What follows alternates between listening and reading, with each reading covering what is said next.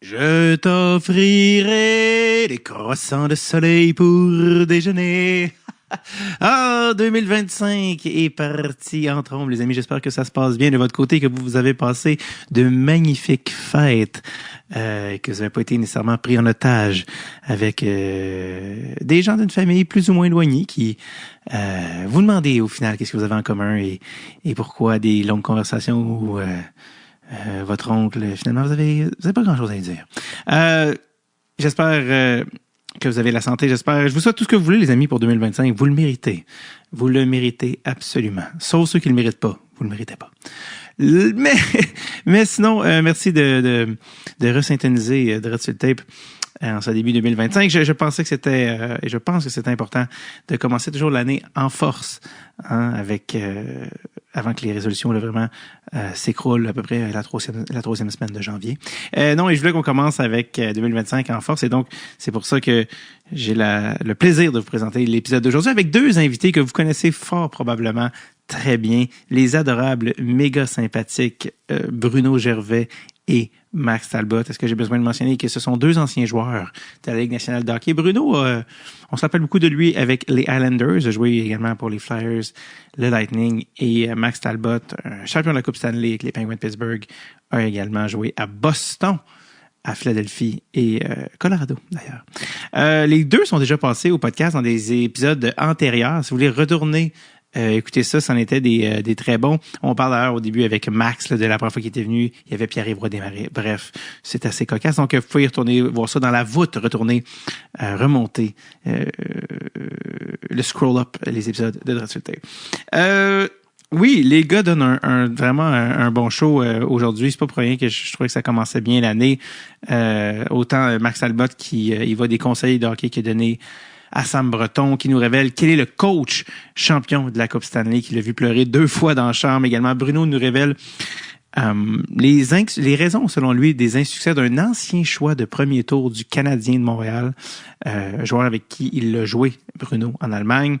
Et finalement, on parle également de la relation très privilégié que Max a avec le légendaire Jaromir Jagr, qu'il côtoie là, à l'occasion. Et même Jax, le fils de Max, fait une apparition sur le podcast. C'est ça part 2025, je trouve, de manière absolument merveilleuse.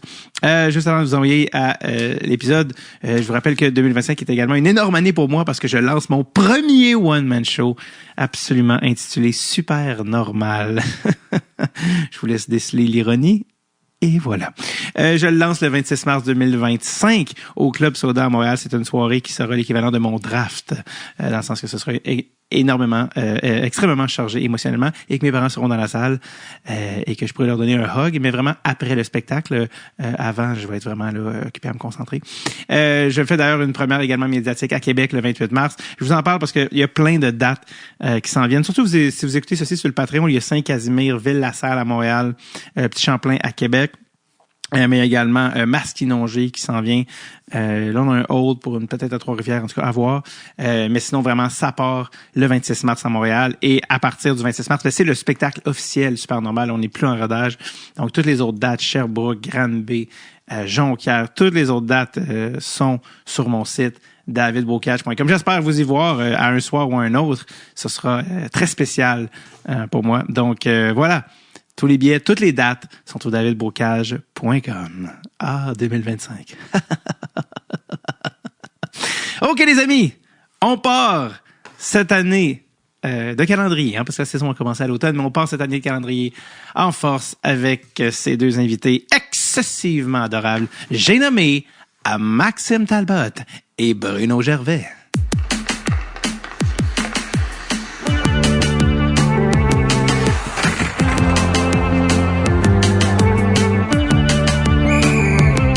Dread sur le tape avec David Bocage.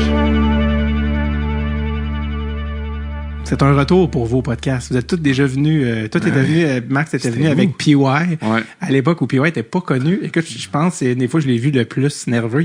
Puis Max est rentré dans la salle, dans la chambre, il shakeait. C'était chez Avanti à l'époque. Salut!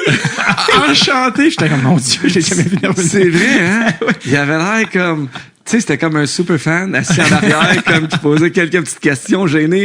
C'était vraiment, tu sais, c'est toi qui avais le lead, puis ouais, t'es comme en arrière.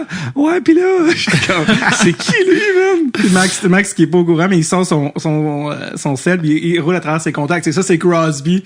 Hey, man, j'ai failli s'évanouir, là. Puis ouais, là, lui, tu me dis que j'étais à un touché du numéro à Crosby. C'était malade. C'était malade. Première fois qu'on se revoit depuis ma fête, Max. Ouais. Qui n'a pas essayé, à laquelle tu peux pas être Bruno, malheureusement, là, mais ce sera de partie remise pour l'an prochain. À chaque fois que tu viens, il arrive de quoi? Oui. Donc, premièrement, pour faire la ligne avec PY, il y a 2 ans, quand j'ai fait venir Max, parce que justement, on faisait ça arrive j'ai dit, ben, je vais le mettre avec PY, il va bien capoter à jouer avec Max. Max, faut savoir que dans une game de même, il ne prend aucun tir. Il prend aucun tir au but. Il est comme, ça va contre ses valeurs. Et d'autant plus que son swag arrive avec son casque throwback, pas de visière. Mon père, nécessairement, c'est qui tu dis qu'il a joué à NHL? Je fais, il y a un gars sur la glace qui a pas de visière. Lui. Et il faisait que des passes à PY, mais je veux dire, c'était absurde, là. C'était pas qui est ouvert, c'était Yeo PY. Oui. PY On va se rendre. en a fait un hat-trick. Ah oui. Le premier hat-trick de sa vie. Fait en calibre pour PY, c'est surprenant un hat-trick ou? Non, mais dans le sens que c'est juste que c'était juste parce que PY dit ça en passant, c'est sûr que j'ai pas raté parce que tu sais il y a eu des one-timers qui essaient de ça. Non, mais PY il est bon aussi, mais tu sais il y avait quand même il y a quand même un calibre c'est raisonnable à ma fête. Oh oui, les gars sont capables de jouer là, t'as des gars qui ont joué en Europe. Ouais, un gars qui a joué senior justement là quand il y a un gars qui se blesse, c'est-à-dire à chaque année Sam Breton se blesse, là les lignes changent, là lui il se ramasse, c'est Max a joué avec le gars qui joue nord-américaine. Non, là ça marche plus les gars. Ouais. C'était pas ça les lignes. C'est moins fun pour l'autre équipe. C'est vrai hein. Mais Sam là, Sam Breton. Qu'est-ce qu'il a fait? Ben là, Sam, faut mettre en contexte. Il y a 2 ans, il arrive, il joue, écoute, 2e shift. Sam, c'est un intense. Sam, il n'y a pas de demi-mesure. C'est dans le tapis tout le temps. Sur le bord de la Un bande. Gallagher, là.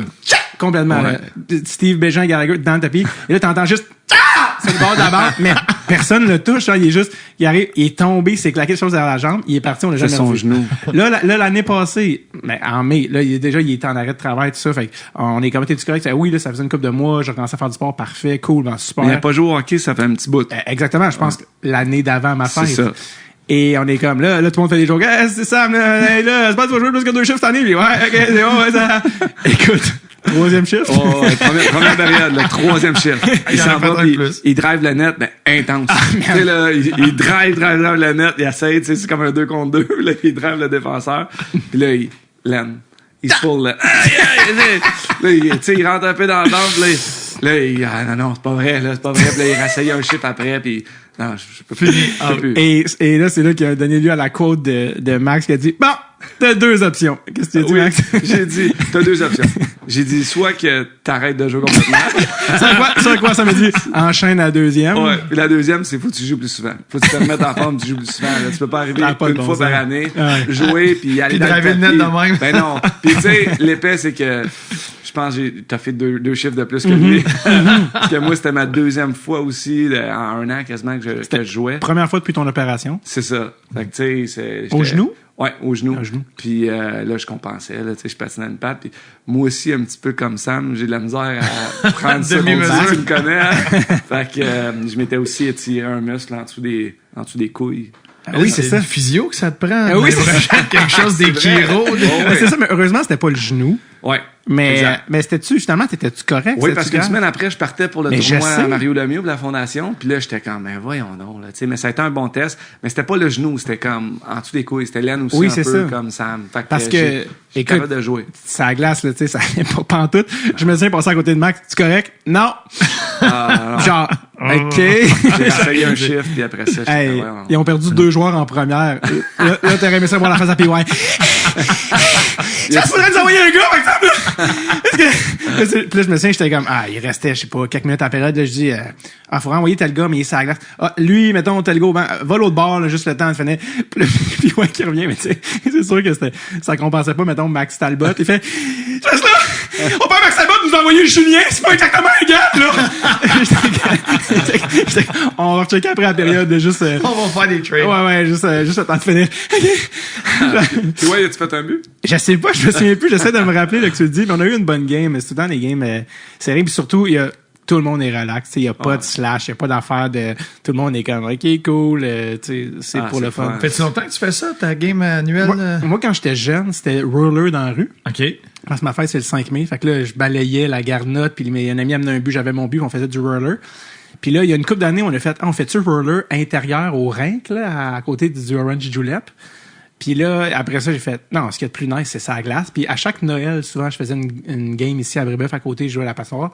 Puis là, à un moment donné, j'étais comme, pourquoi on fait pas ça à ma fête? Fait que là, c'est comme devenu la tradition. Puis là, ça donnait que c'était la journée de ma fête cette année, en plus. Puis on va manger après, puis tout ça. Fait que, tu sais, souvent, c'est la seule game de l'année que Jay du Temple va jouer.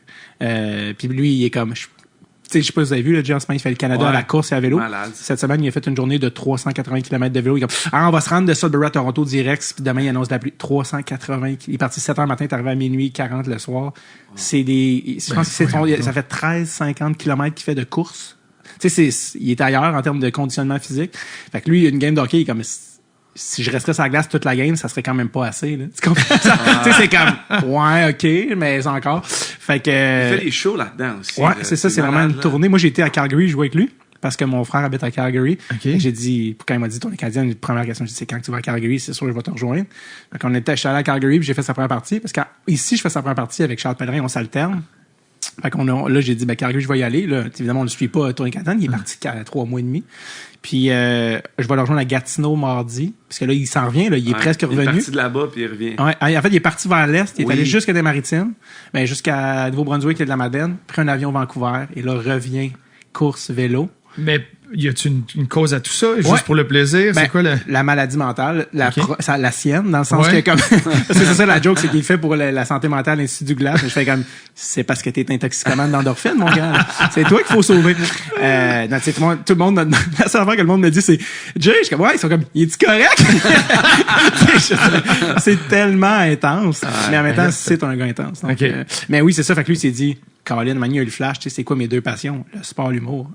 Puis c'est un entrepreneur, Jay. Hey, on le fait, man. Je pars, Puis lui, il a fait un Ironman, il a une bonne base. Non, il est pas le monde, c'est fou. Non, il est entraîné, les amis, faut que vous compreniez. C'est un athlète. Pendant l'hiver, il allait en Floride des 4 jours, faire ses heures de vélo, tu sais, il a tout respecté. Son programme, tu sais, il arrive pas de nulle part, là, tu sais. Mais c'est sûr que c'est quand même une grosse commande. Puis quand j'étais à Calgary, le bout de la colle, c'est que c'est pendant la demi-finale Oilers. J'étais en contact avec le bon Vincent Dernay. T'as été voir la game. Et comme, les gars, j'ai dit, moi, je suis à Calgary, tu sais, il fait, ma famille, elle sera pas là pour la game 6. Voulez-vous venir? C'est une niaise. Avec la passe pour la chambre la chambre des femmes des joueurs, là, tu te ramasses avec les familles, tu sais, Madame Kulak et compagnie, t'es comme, qu'est-ce qu'on fait ici à la bière gratis? Puis c'est la game qui ont éliminé Dallas. Le fameux but de McDavid, là, la tasse de café à Iskanen, de Oval défenseur, Miro Iskanen, pas le pire. Fait que tout ça pour dire, la seule game de l'année que Jay joue, qui était pas là cette année parce qu'il venait, il s'en allait partir, quelque chose, mais j'avais dit, c'est impossible que tu joues, là, c'est pas vrai que tu manges une pox à cheville la veille d'un entraînement de 9 mois, là. Mais tout ça pour dire, fait que c'est là qu'on s'est vu, mais tout ça pour dire, t'as eu ton tournoi à Pittsburgh, que là, je savais plus si t'allais aller après ton instant. Fait que finalement, comment ça s'est passé? C'est quoi aussi, parce que j'ai vu des stories, mais c'est quoi exactement? C'est malade. C'est pour la fondation Mario Lemieux. Fait qu'il fait c'est comme un fantasy camp. Fait que c'est des entrepreneurs. Du monde, ça fait 13 ans qu'il fait ça. Il y en a que ça fait depuis la première année qu'ils y vont, ça fait 13 ans qu'ils y vont. Ils payent un bon montant d'argent.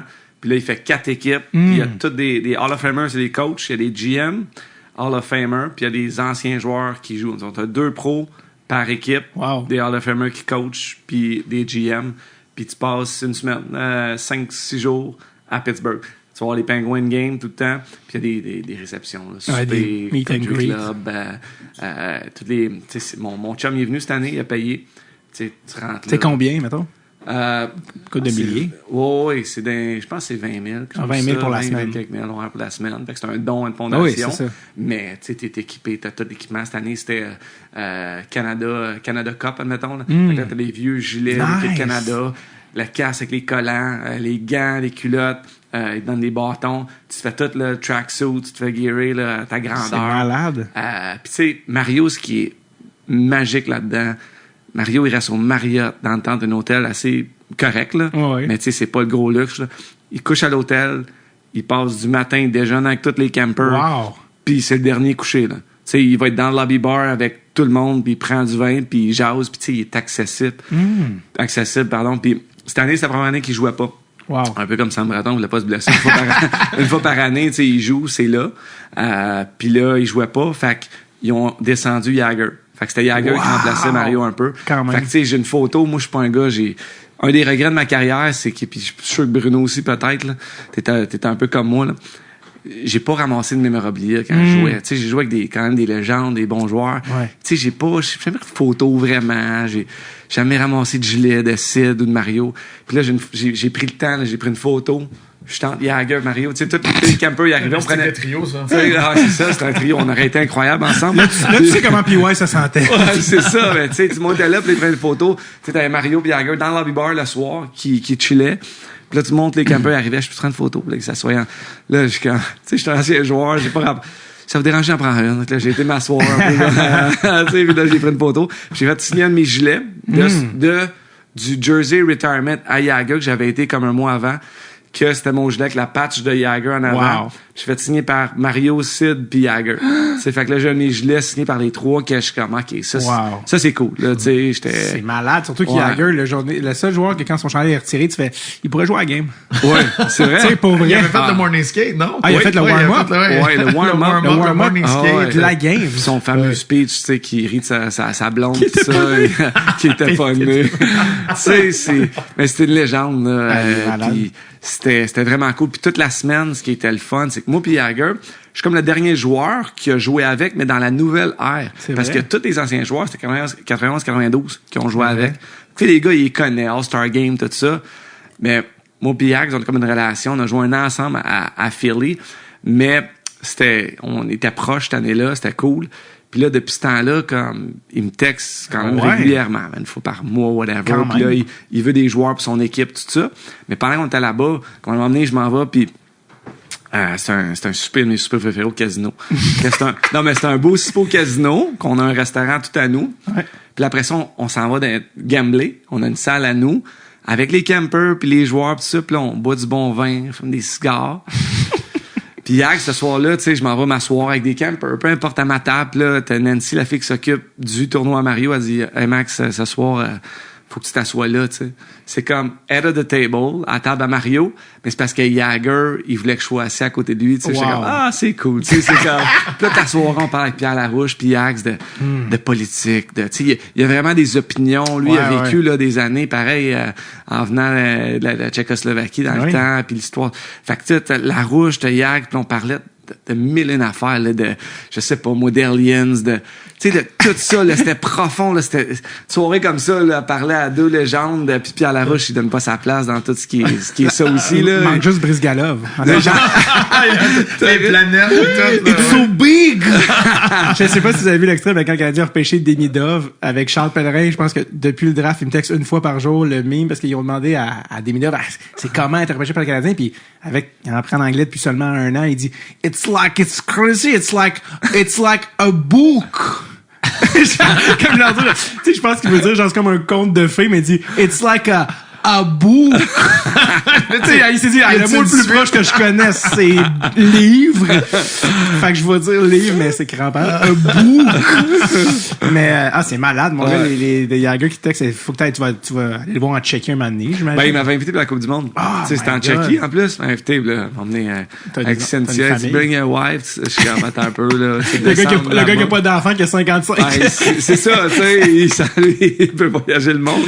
Moi je commentais un peu là, j'ai une couple de responsabilités qu'il faut que j'ai voyagé pas mal la dernière année, fait que je peux pas, mais ça aurait été mais ce n'est que partie remise, c'est spécial. Ce gars-là, il est vraiment c'est une légende là, dans le hockey de un, mais aussi dans la vie en général. Il a l'air d'un numéro aussi. Ouais, là, c'est ça.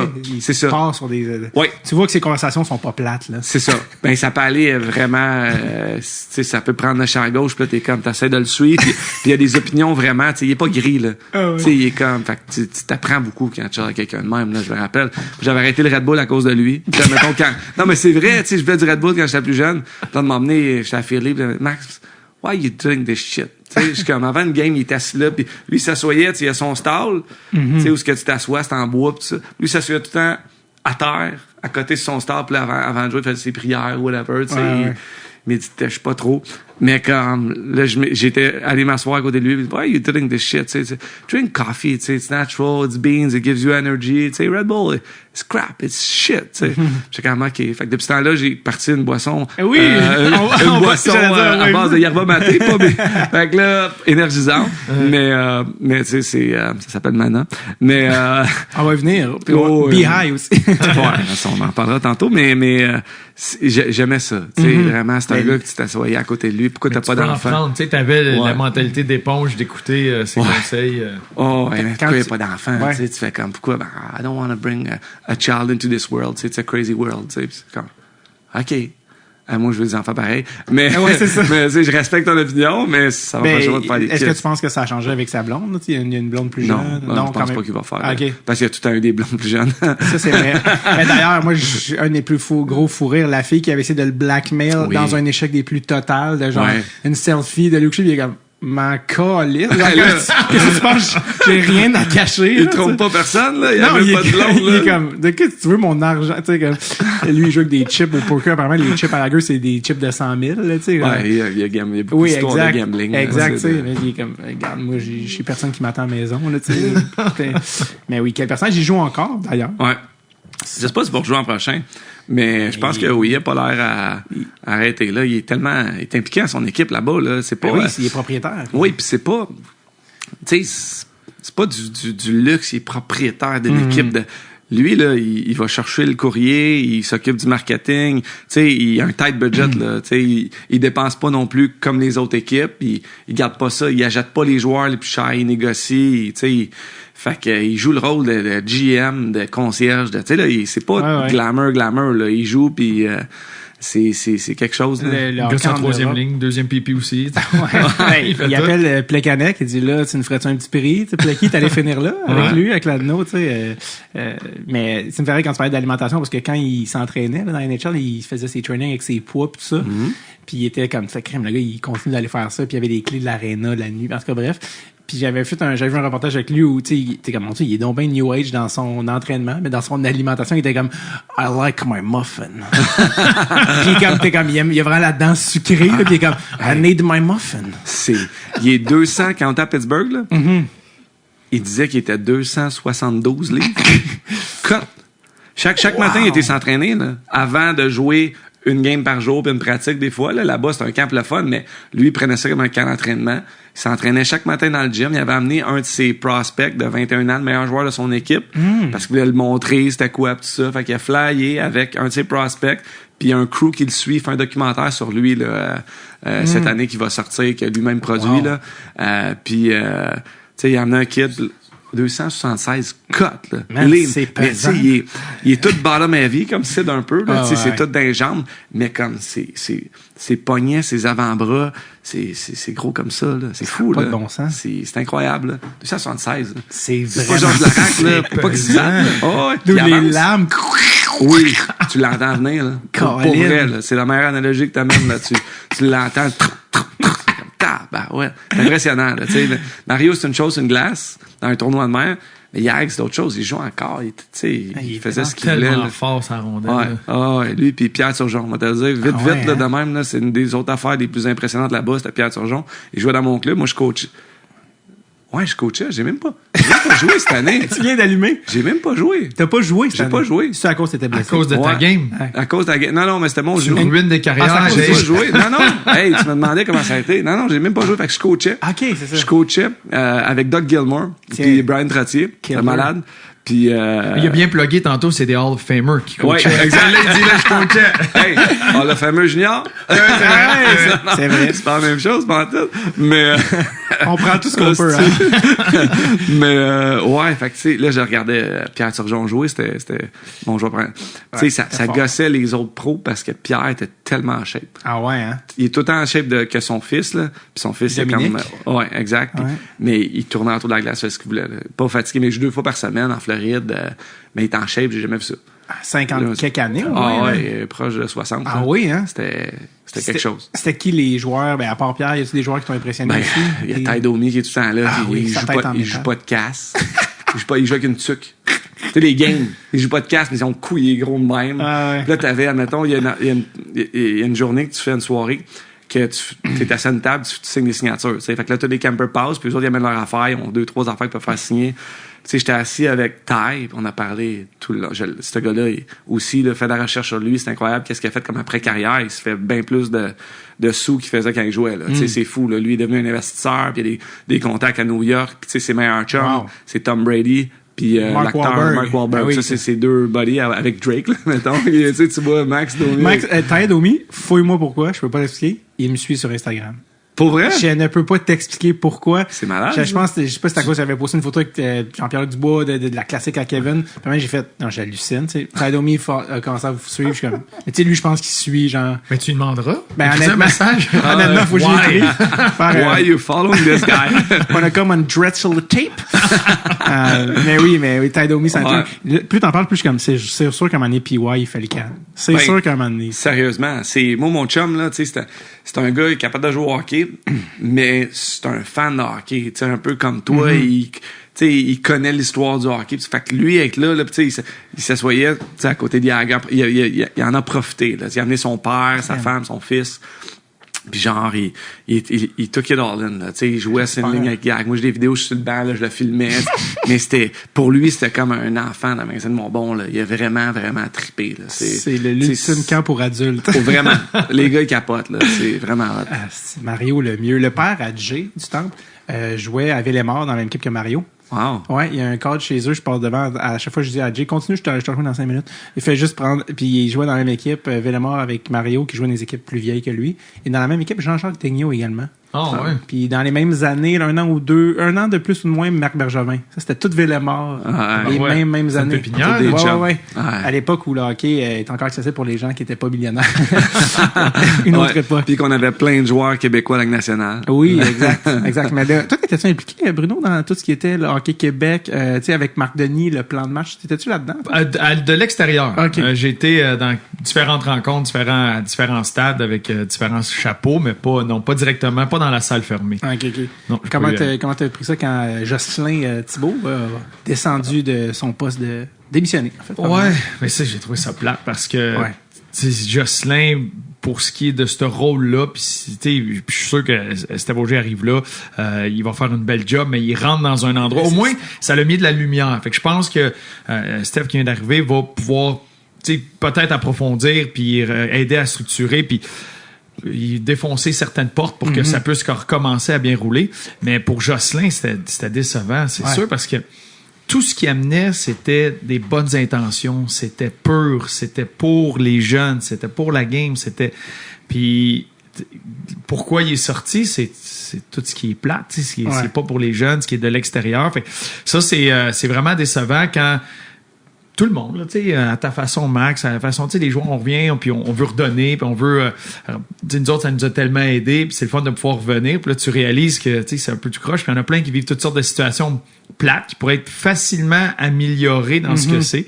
Puis ça, c'est plate de voir un Jocelyn, mais il fallait, là, tu sais, tu voyais l'épuisement qu'il y avait à faire autre chose que du hockey. Il n'a pas pu mettre beaucoup de temps et d'énergie sur ce qu'il vraiment voulait faire.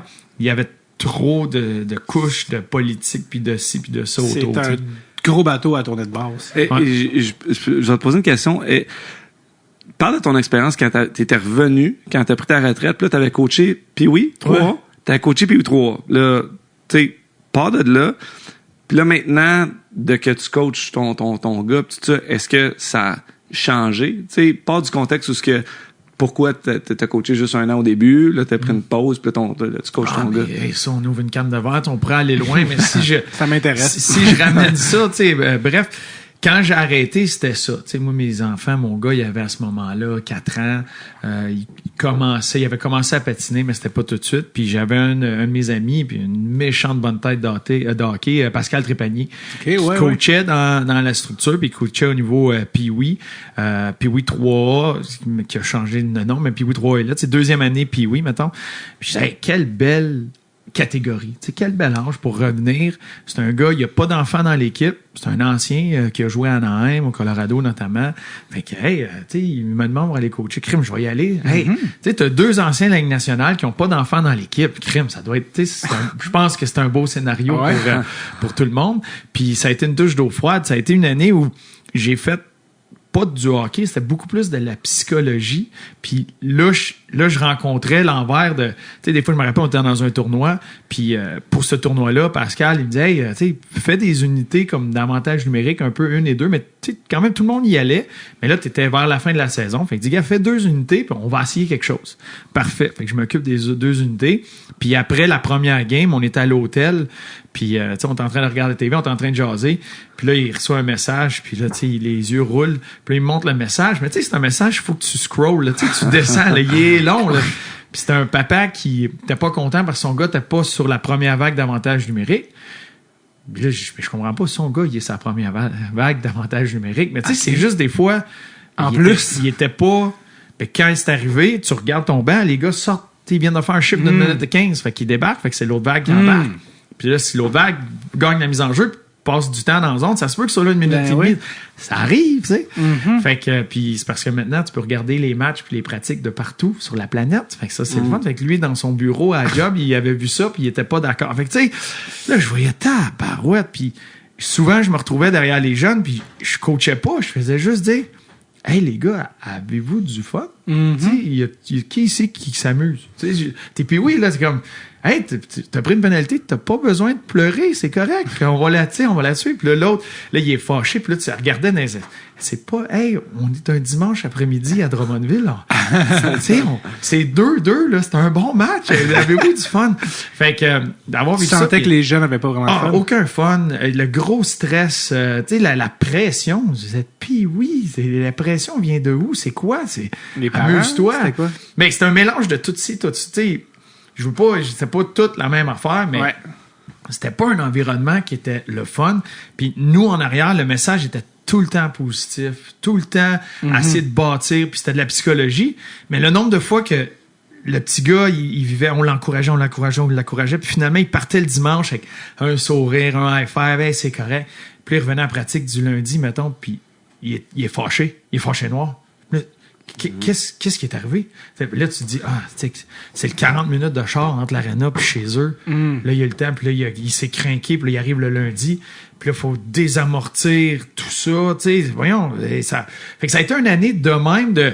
Attends, j'ai pas pensé comme ça, mais voyons donc, puis oui. Tu sais, de devoir expliquer qu'il y a eu un changement parce que le gars qui a eu une pénalité, il faut que tu refasses les trios. Voyons, c'est pas grave. Il a manqué 44 secondes, mais tu regardes dans toute l'année, des fois, c'est lui qui va y aller plus souvent. Fait que je me retrouvais à essayer de... OK, il faut décortiquer puis expliquer des situations que je pensais pas que tu avais besoin d'expliquer à des jeunes ou à des parents à ce moment-là. Fait que ça avait été comme une douche d'eau froide. Comme, t'as une minute. Faisait longtemps que je l'avais pas vécu de cet angle-là. Tu sais, t'es joueur, t'es dedans, t'as pris le contrôle, puis à un moment donné, ça fait longtemps que c'est ta carrière, puis tu connais un peu toutes ces affaires-là. Fait que là, OK, il faut que je l'explique. Puis t'as pas le... Tu sais, moi, ce qui est le fun d'avoir du monde qui ont joué, puis peu importe le niveau, mais qui ont joué longtemps, c'est que tu reviens, puis t'as comme... Ton bagage te permet de dédramatiser toutes les situations parce que tu vois la long run. Tu sais, moi, j'ai joué à un moment donné, pendant un bout, j'ai joué avec le meilleur joueur Pee-Wee au Québec. Puis, tu sais, mais l'année d'après, ça change. L'année d'après, ça change. C'est-tu moi? Mais c'est toi, mais on te le disait pas. À la fin, qu'il rentrait pas dans les genres de forme. J'espérais que tu me dises un gars qui est devenu, genre, comme hygiéniste dentaire. Non, mais à ce moment-là, tu sais, puis c'était, je vais rester comme ça, mais c'était, lui, il était comme perçu comme le meilleur joueur au Québec. Il nous a amené au tournoi. Mais je peux pas vous le dire. Allez chercher. Mais le gars, il est super bon gars, mais c'est ça le développement. Tu sais, lui, il avait pris une poussée, croissance, force physique, il était plus grand, plus fort. Tu sais, il nous a amené l'équipe au tournoi Pee-Wee de Québec. C'est un bon joueur, mais tu sais, lui, il avait comme frappé son plafond un peu plus là, puis il s'est rendu, tu sais, jusqu'à midget 3. Mais dis son nom. Les courbes sont toutes différentes. Fait que tout ça pour dire que j'arrête de coacher. Puis après le trauma. Ben cette année-là, je me réimplique dans la structure différemment, avec un autre angle, mais tu sais, un peu plus préparé. Puis là, mon gars, il est rentré, puis tu sais, c'est tout le temps ça. C'est un peu tant qu'à coacher, tu sais, je veux me mettre les pieds dedans, puis impliquer. Puis tu sais, j'ai travaillé très, très, très fort à bâtir de quelque chose pour le développement, mais surtout, sachant c'était quoi un peu la problématique, je trouve, là, tu sais, cette espèce de pression-là. Ben, il y a un groupe qui suit mon gars, tu sais, qui sont là-dedans. C'est pas rare qu'on va dans les tournois, puis le monde qui organise les tournois vient nous voir et dit hey, la gang de parents, tu sais, elle est fun. Puis j'ai tout de suite attaqué ça. On a parlé des rencontres. J'ai fait un règlement avec les parents. Puis c'est que t'as pas le droit de crier après les arbitres. Si tu cries, tu payes une tournée. Fait que mettons, toi, tu cries après l'arbitre, tout le monde dit « Hey, tu payes la tournée. » Fait que là, tu payes la tournée. Ça l'inclut les coachs. Puis si tu le fais une deuxième fois, tu es obligé de porter un chandail d'arbitre la game d'après. Tu as juste le droit d'encourager l'arbitre et tu payes ta tournée. Fait que quand c'est dit à froid au début, tout le monde rit. Mais quand ça arrive les moments, c'est clé. Ça arrive des moments là, que voyons donc, puis là, « Hey, Dave, calme-toi. Tu veux pas payer la tournée. » Puis ça a permis de... Juste cet élément-là, ça a permis de baisser. Puis le message est tellement... On va s'amuser. Tu sais, l'adversité. C'est important, l'adversité. Il faut que t'en ailles. Quand ils vont en arriver, gars, voici ce qu'on va faire. Puis il faut que les gars le vivent. Puis, fait que, tu sais, il y a comme puis le monde, la gang a super embarqué. Fait que c'est le fun. Tu sais, c'est le fun de le vivre. Fait, mais là, c'était juste jusqu'à la tombe. Fait que là, il y a d'autres choses. Tu sais, on dirait que quand ça monte, ça devient... Ton gars, il a quel âge? Là, c'est un 2013. Fait que là, lui, il va avoir 11 ans. Ça va puis oui. Puis lui, il est dans quelle catégorie? Es-tu 2 lettres? Là, il était dans le 2A cette année. Okay. Puis là, tu sais, là, il vise de rentrer dans les structures. Mais c'est là que, quand tu rentres dans les structures, il y a un gars, le Jax, il y a un an en arrière.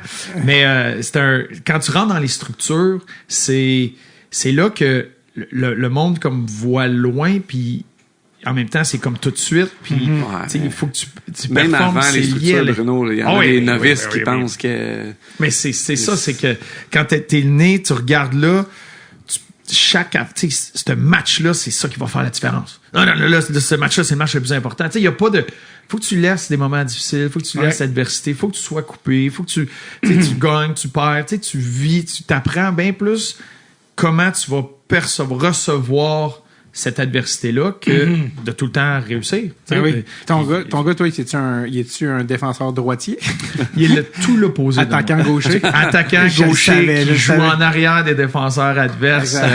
De l'autre, tu sais, de complètement l'opposé. C'est une boule d'émotion, une boule d'intensité. Moi, j'étais le gars qui disait pas un mot, qui fait sa petite passe à la bande, puis qui fait breakout. Non, il va changer. Il est plus comme moi un peu. Jax, tu joues quoi, toi, Jax? À tombe 2A? Là, t'as que 12. Non, j'ai 10. 10. À tombe 2, oui, j'avoue, 10 ans. Puis l'année prochaine, c'est? Puis, non, ça va être encore à tombe 2A. Encore à tombe 2A. Peut-être pas à tombe, juste à tombe. Peut-être juste à tombe. Toi, c'est toi qui le coach, Max? Cette année, j'ai pas coaché. Okay. J'ai pas coaché. J'ai laissé... nous, c'est les Mariniers, dans le fond. C'est de Sainte-Julie à Sorel. Puis Jack, c'était première année. Puis, j'ai fait des pratiques au début d'année avant que je me blesse au genou. Fait que j'étais sur la glace avec eux, développement, tout ça. Mais j'ai vraiment... Moi, j'aime ça. Faire mon rôle de papa, comme un peu mon père a fait. T'as-tu gagné après les games, tout ça, encouragement, prendre bien avec les parents. Puis, moi, de loin, cette année, ce que les coachs ont fait, j'étais comme... Tout était magique. Il n'y a pas eu de pépins, on savait pas à quoi s'attendre, justement, dans Jax, moi. C'est comme si je réapprends un peu le parcours de, moi, j'ai joué, puis mes parents, comme je te dis, comme les parents Bruno, on jouait ensemble, là. Ils prenaient une bière, puis ils s'amusaient, puis ils riaient, tout ça. Fait que j'ai un parcours super simple, moi, de ce que j'ai vu, tu sais. Yeah. Fait que là, j'ai fait le même rôle, j'ai regardé, j'ai dit, saison parfaite. Puis là, au party de fin d'année, mettons, j'apprends qu'il y a eu des plaintes, des affaires comme ça. Les coachs ont eu comme de la misère, certains parents. Puis là, j'étais comme, mais vraiment, non, c'est impossible. Là, tout le monde a joué. Du fort au moins fort. Il n'y a pas eu un benchage de l'année quasiment. Puis tout ça, puis c'était clair. Mettons, OK, dernière game du tournoi, c'est-tu correct? Ils demandent aux parents, c'est-tu correct? Si, mettons, on va essayer de gagner. Puis là, tous les parents, oui. Puis là, justement, il y en a qui, finalement, ils écrivent des lettres à la structure. Tu fais comme, voyons donc. Puis moi, de l'extérieur, vu que j'étais pas impliqué tant que ça, je comme, c'est impossible. Vous avez fait une job comme A1, le chef, les boys, les coachs, là, c'est incroyable. Fait que, malgré tout ça, il y a pareil du chialage. Ouais. C'est très rare que, tu sais, Bruno, là, t'as le meilleur coach, c'est au Québec, probablement, pour hockey mineur. Puis je le sais pas. Puis, tu sais, mais c'est sûr il y a pareil du mécontentement à quelque part. Ouais. Même si tout est égalitaire, puis des affaires de hockey de printemps, whatever, tu sais, tu fais des affaires de tirage au sort, peu importe, pour faire l'affaire la plus équitable possible, puis il y a pareil du chialage. Tu fais comme, bon, mais tu peux jamais gagner. Puis c'est ça qui est démoralisant pour un entraîneur aussi. Tu sais, on regarde le meilleur exemple pour moi, tu parles de t'as commencé avec Jocelyn Thibault. Ben, l'entraîneur, l'année passée, midget 3, à Coupe TELUS, les Gaulois, sais, saison de rêve encore, les Gaulois, ils s'en vont en Coupe TELUS, tout ça. Puis le coach, en fin de saison, il dit, c'est pas pour moi, là, tu sais, j'ai plus capable. T'as gagné, et tout le monde a eu du fun, les jeunes sont développés. Il a fait ça au début, tu sais, son développement. Tu sais, t'es rendu déjà trop, là, avec les jeunes ont 15-16 ans, parce que ça commence à être sérieux, puis là, c'est correct de commencer un peu à être sérieux aussi. La compétition, de m'emmener rendu là, on n'est plus novice, là. Tu sais, c'est correct. Fait que là, au début, développement, de m'emmener, on fait des lignes, tu sais, on essaie de gagner, c'est normal, là, tu sais. Mais il y a tellement eu, un peu comme Jocelyn, peu importe, de résistance de certains parents des affaires. Puis, tu sais, Bruno, il t'a plus l'inside. Moi, je vois ça de l'extérieur, encore une fois. Puis le gars, il dit non, je suis écœuré. Je peux. Tu sais, puis là, il aurait sûrement fini. C'est un super bon coach de hockey, le junior majeur, une carrière là-dedans. Mais il dit, c'est trop passant. Puis c'est rendu rémunéré, le coach midget 3 en plus? Oui, mais il faut que tu sois passionné. Je pense que ça a pesé aussi dans ses décisions. C'est parce que demain matin, il se revirait, puis il doublait facilement son salaire pour faire n'importe quoi d'autre. Mais il vivait de passion. Puis ce qu'il a trouvé difficile dans tout ça, c'est que quand tu es entraîneur, ton anane, ta récompense, ta vraie paye, c'est l'espèce de remerciement, le kid qui apprécie, qui comprend ce que tu fais, puis faire hey. Mais là, même les gars qui a défendu à l'os, qui leur a donné des opportunités, qui les a amenés à l'autre niveau, puis qui est avec depuis 3-4 ans, puis il le défend, puis il le traîne, la fois qu'il joue moins parce que ce game-là, il l'avait pas, c'est la fin du monde. C'est comme si il venait d'y arracher un bras, puis là, il reçoit les coups de ça, puis il dit, voyons donc, ça fait 4 ans. Puis t'as même plus cette paye-là. Fait que là, tu te dis, je fais ça pourquoi? Je fais ça si, peu importe ce qu'il faisait, tout le monde était mécontent. Tu sais, ça a été comme tout le monde jouait égal en début. Mais ceux qui pensaient qu'ils voulaient jouer plus, qu'ils pouvaient jouer plus, ben là, ils chiolaient. Puis là, les autres aussi, ils voulaient. Fait que c'est jamais assez. Il faudrait qu'ils jouent à 8 attaquants pendant 8 périodes, puis là, tout le monde serait content. 8 périodes. Rapproche-toi donc. Mais donc ici, Jax, je suis curieux de t'entendre, parce que Jax, nous, on est des vieux, hein, on est finis, il nous reste quelques années, puis après, c'est cimetière. Mais toi, juste moi, OK. Crème, je suis plus jeune que ton père, en plus. Le gars, il est grisonnant. Ça paraît pas. Mais toi, quand tu joues au hockey, t'es 2A. Moi, je me souviens avoir joué à tombe 2B. Toi, comment tu trouves ça, jouer au hockey dans le hockey mineur? Est-ce que tu trouves ça le fun? Tu trouves ça stressant? Comment tu trouves ça? Je vais mettre le micro. Dans le hockey mineur ou genre dans le 2A? Ben, mineur, c'est un... Ou 2A, même le 2A. C'est la même chose. 2A, c'est un peu plus stressant parce que il y a comme tout le monde, tout le temps, je sens genre qu'il y a plus de pression. Si tu serais dans le 2A que le 2B, genre, ou des choses de même. Mais je dis pas, genre, que le 2B, c'est comme moins bon, mais... Moins de pression. Ouais, moins de pression un peu, genre, comme... Qu'est-ce que tu trouves qui est plus de pression? D'où elle vient, tu penses, la pression 2A? Comme, des fois, je sens qu'il y a plus de parents dans les estrades, puis... plus de gens, genre, puis comme... un peu plus comme de parents qui nous crient après, puis de stress. Ben, le stress, c'est pas la même chose, mais... Ben ouais, je comprends. Puis toi, t'as-tu du fun quand même à jouer? La balance stress-plaisir pour toi est à combien, tu sais, dans la balance? C'est pas mal plus comme... J'aime jouer, donc ça va pas comme tant de me déranger, mais... Tu sens toujours comme ce petit truc de stress, là. Toi, les gens, ils savent que ton père joue dans le national, j'imagine? Ils doivent se dire, toi, t'es le fils de Max Talbot. Est-ce que tu sens cette affaire-là, d'être le fils de... Non? Ça n'a aucune différence. Non, ça fait aucune différence. Non, tant mieux. Puis ton père... Un peu, mais... Un petit peu, ouais. Mais ton père, là, il est pas impliqué comme coach, il est juste dans les estrades, encouragé. Comment tu le trouves comme hockey dad? Parce qu'il est pas impliqué... Alors là, on voit pas ses audios. Il y a un gros sourire de la part de Jax au moment de la question. Pas si bien, parce que... Je me regarde jamais. Écoute, c'est drôle, il y avait une pratique cette semaine, puis je m'amène souvent un livre, tu sais, dans les estrades. Tu sais, comme, puis je lis un livre, puis, tu sais, je veux le laisser. Regarder 30 secondes seulement.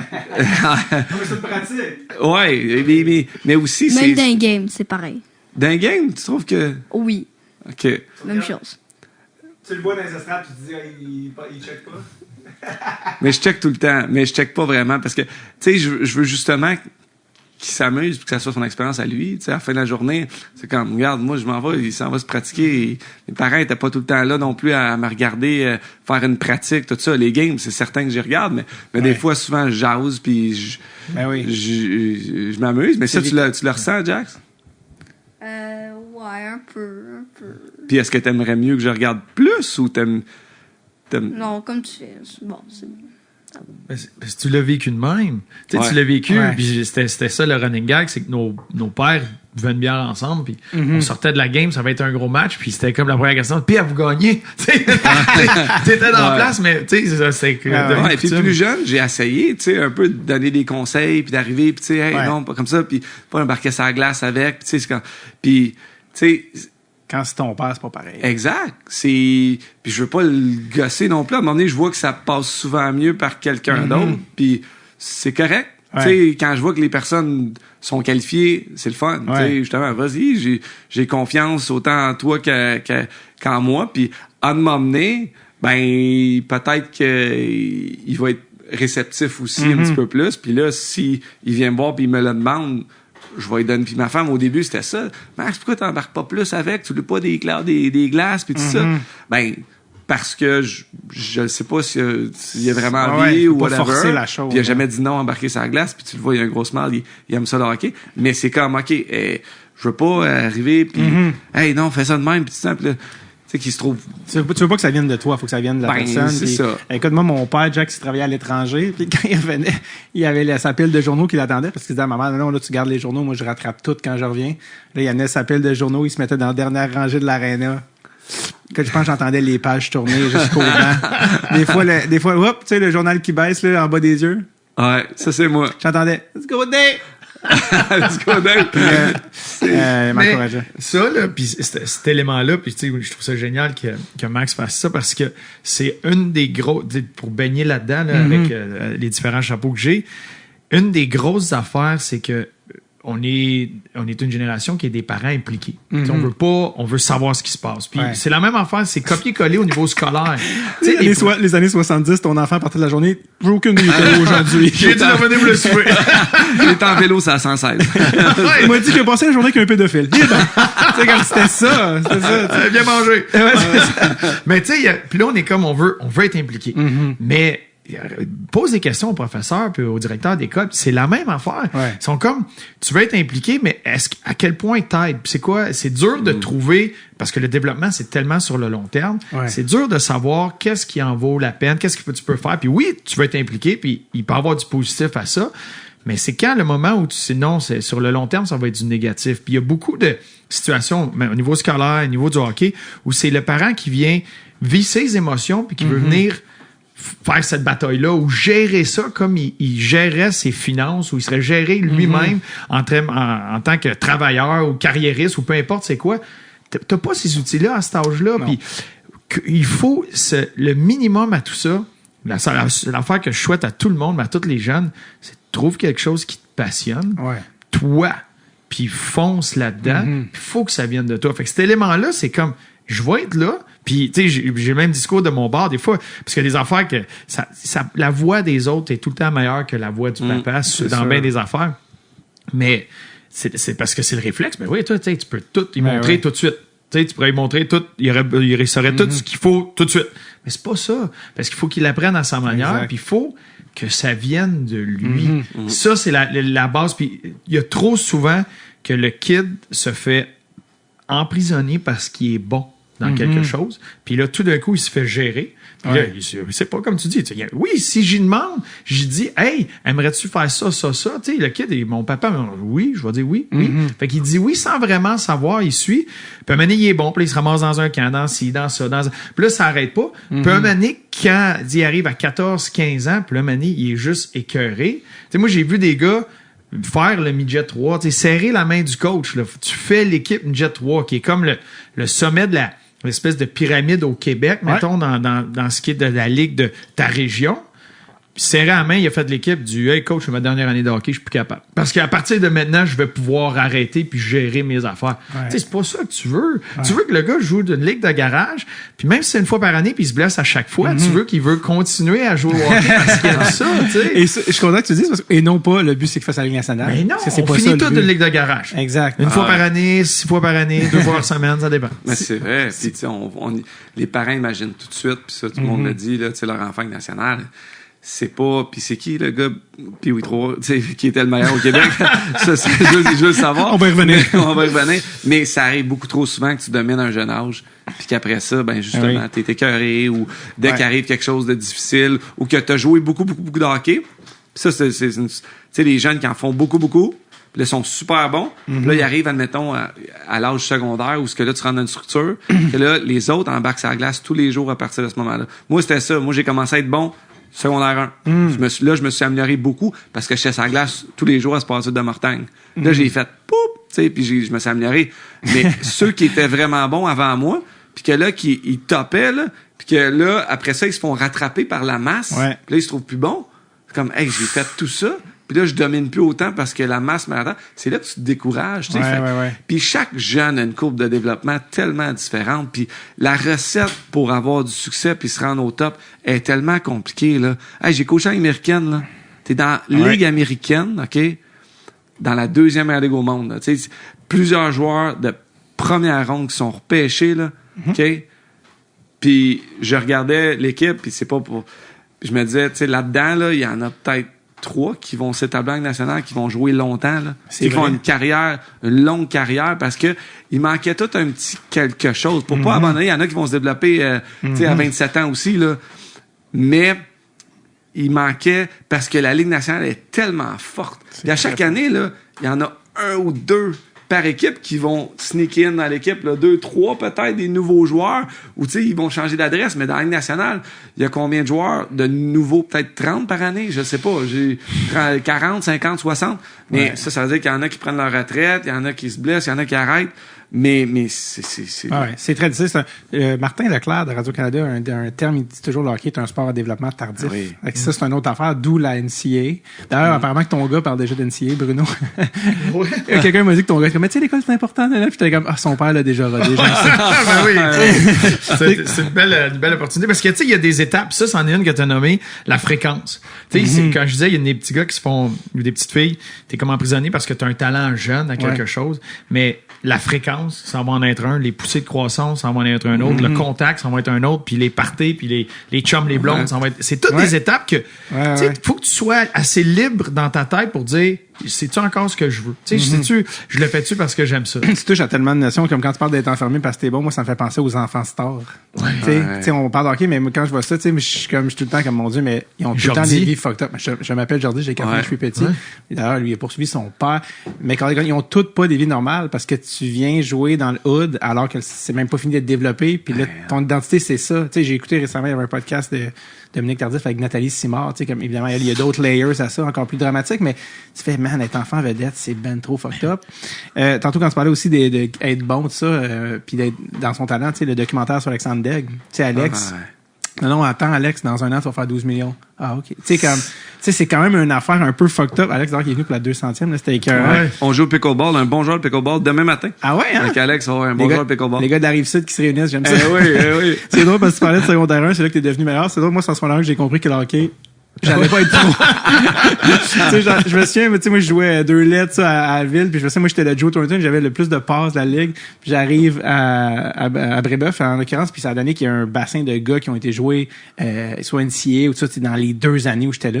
Puis j'ai vu ça en ce moment-là, puis je me suis dit, OK, pas si bon que ça. Je sois beaucoup plus drôle. Ça sera pas possible. Ça sera pas possible. Puis moi, j'ai grandi, genre, au cégep. En plus, oublie ça, il y en a qui a de la barbe, tout ça. Je fais comme, OK, non. La bine, les gars qui ont les avant-bras avec les veines, je fais comme, ah non, c'est impossible. OK, non, ça sera pas ça. C'est comme la fois où il y a quelque chose qui brise. Mais en tout cas, ça pour revenir à Jax, ce qui est nice, Jax, c'est que ton père, si jamais, parce que tu sais, je sais pas si tu réalises tous les pères des gars dans ton équipe qui ont un métier, il y en a qui sont avocats, d'autres médecins, et rien d'autre parce que ça coûte cher là, OK. Mais si un jour, tu demandes à ton père des trucs de hockey, des détails de la game, c'est nice parce que tu sais qu'il est toujours là pour te montrer des affaires que les autres pères des gars dans ton équipe peuvent pas savoir parce que ils ont pas fait ça que dans la vie, c'était comme métier, fait que... Puis il me ressemble beaucoup de l'autre côté, par exemple, parce que il y a des jeunes qui sont très, très, très passionné. Jack est passionné, je pense. Il parle, tu sais, dans son sport préféré, whatever, il y a des très hockey. Ouais. Mais, comme moi, pas un regardeur de télé des Canadiens, mettons. Tu sais, moi, là, quand j'étais jeune, là, tu sais, je me rappelle 93, les Canadiens ont gagné, j'avais 9 ans. Tu sais, super, parce que là... Mais c'est très vague pareil. Là. Je regardais pas les matchs tant que ça. Fait que j'aimais compétitionner, j'aimais jouer, j'aimais aller à l'aréna, j'aimais m'entraîner, j'aimais plein d'affaires. Le hockey, tu sais, j'aurais pu jouer CFL peut-être. C'est jouer au football beaucoup. J'aimais ça, il fallait que je prenne une décision. Mais, tu sais... Le saut de Barry aussi. Ouais, t'en parles pas beaucoup, mais il a fait du saut de Barry. T'as raison. J'ai des articles de journaux sur Barry. Plus. Mais c'est quoi? C'est quoi le saut de Barry? T'as des patins de vitesse. Fait que je faisais du patin de vitesse quand j'étais jeune avec les longues lames. Ouais. Mais à ça, il y avait aussi le saut de Barry. Puis là, j'ai des articles de journaux. Saute par-dessus les barils. Ouais, genre 3-6 barils. Comme un saut à la haie, mais de barils sur glace. Ouais. J'ai fait ça. J'ai retiré le journaux, là, champion, je sais pas, régionaux, whatever, le saut de baril. On dirait ramener aux Olympiques. C'est parce qu'on dirait une affaire de gaucho, là. Ça se peut comme pas un saut de baril. J'ai jamais entendu ça. Mais c'est surtout l'option, tu sais, t'avais quoi, 6-7 ans quand t'as inscrit ton enfant? Qu'est-ce qu'il fait cette année?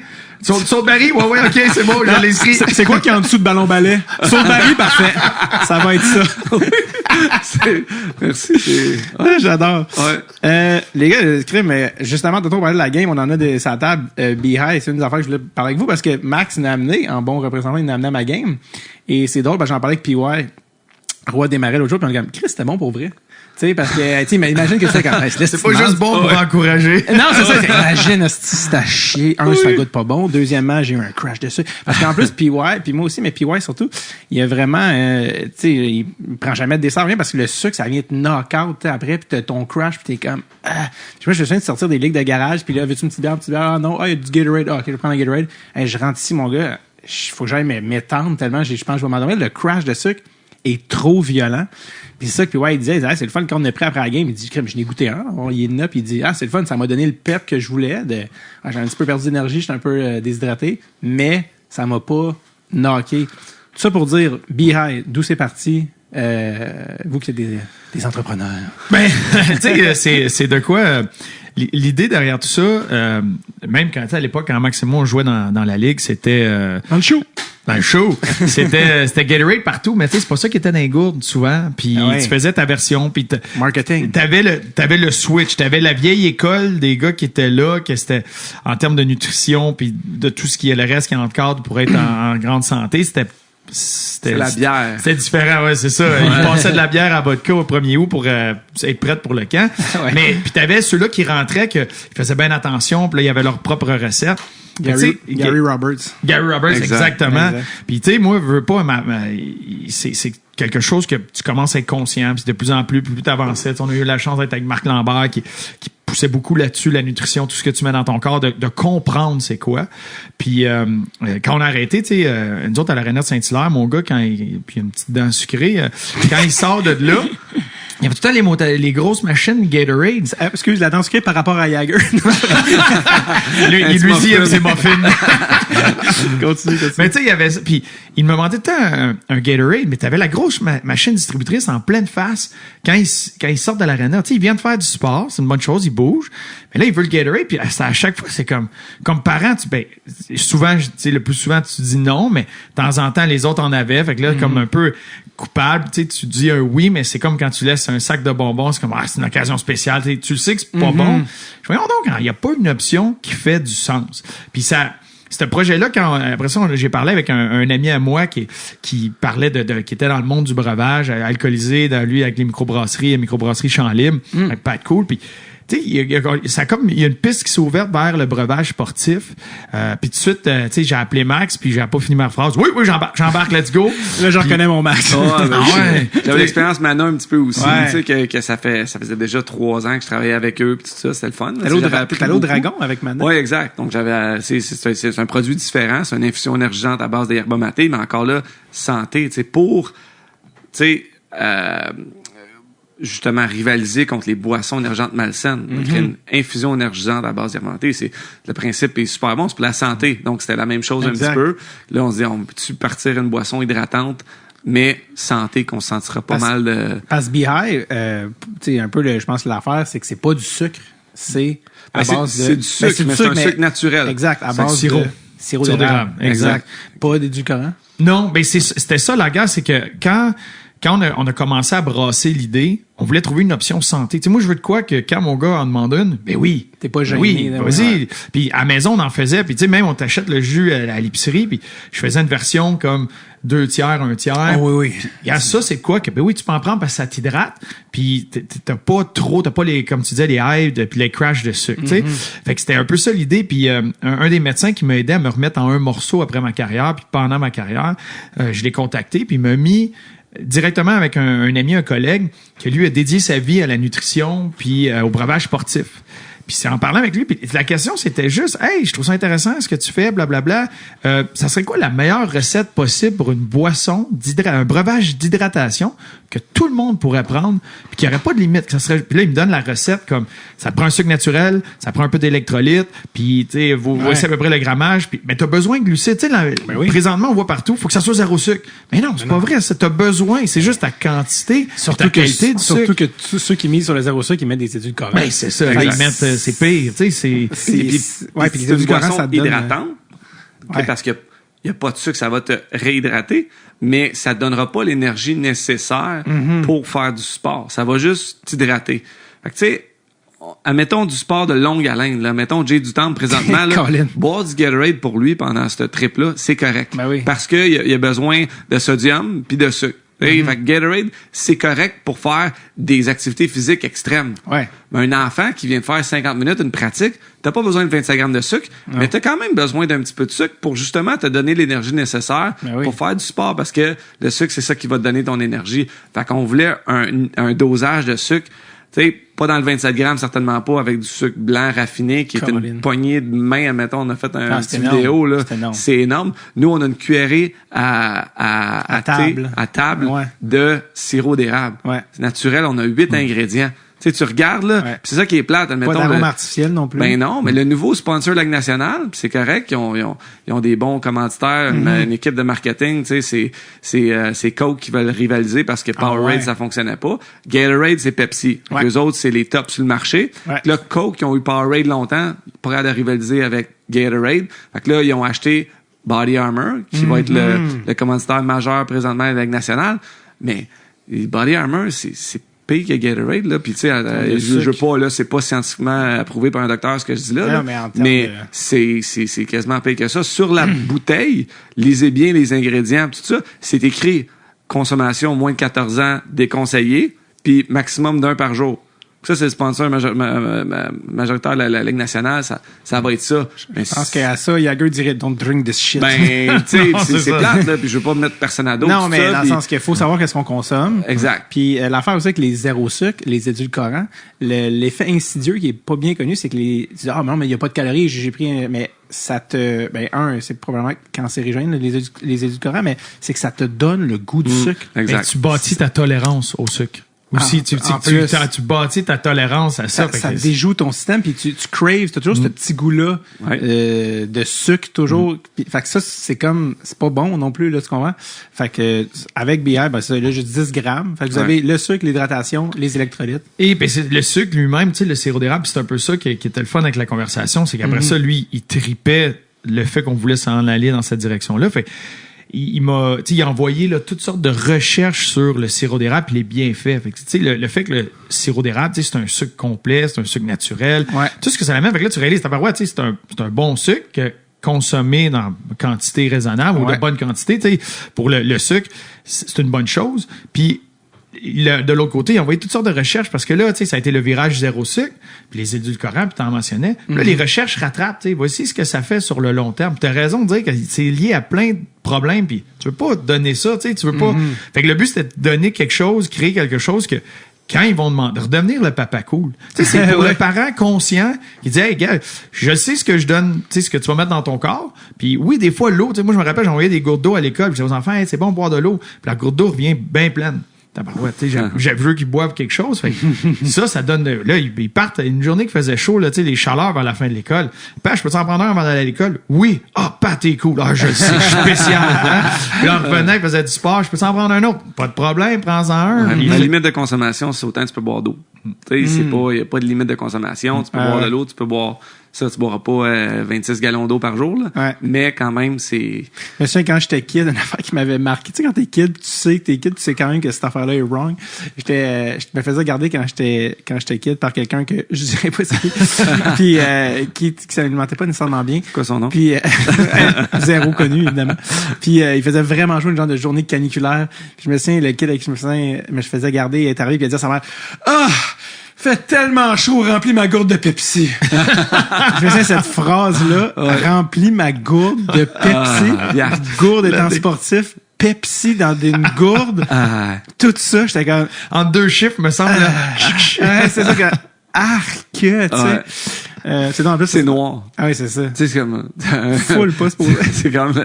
La couleur de ces boissons-là, c'est noir. C'est comme... Voyons, non, c'est comme... C'est pas supposé. Moi, je sais que tu parles de Papaco, là, tu sais.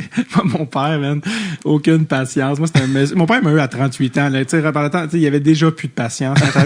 Fait que, au hockey, genre, jamais de ma vie, mon père m'a acheté quoi que ce soit. Genre, hey, je peux te dire, mon père, il arrête pas de marcher. C'est comme, je sais pas pour toi, mais le char, il roule. Je suis comme ça, moi. Et on s'en hey, je suis comme ça. Et là, c'est là que le rôle des grands-parents, ma grand-mère qui m'a amené ma slush après, tu sais, c'est ça, grands-parents. Fait que là, t'as eu le droit à ta slush. Exact, c'était ta slush. Ma grand-mère me disait, c'est quoi tes couleurs? C'est quoi tes couleurs?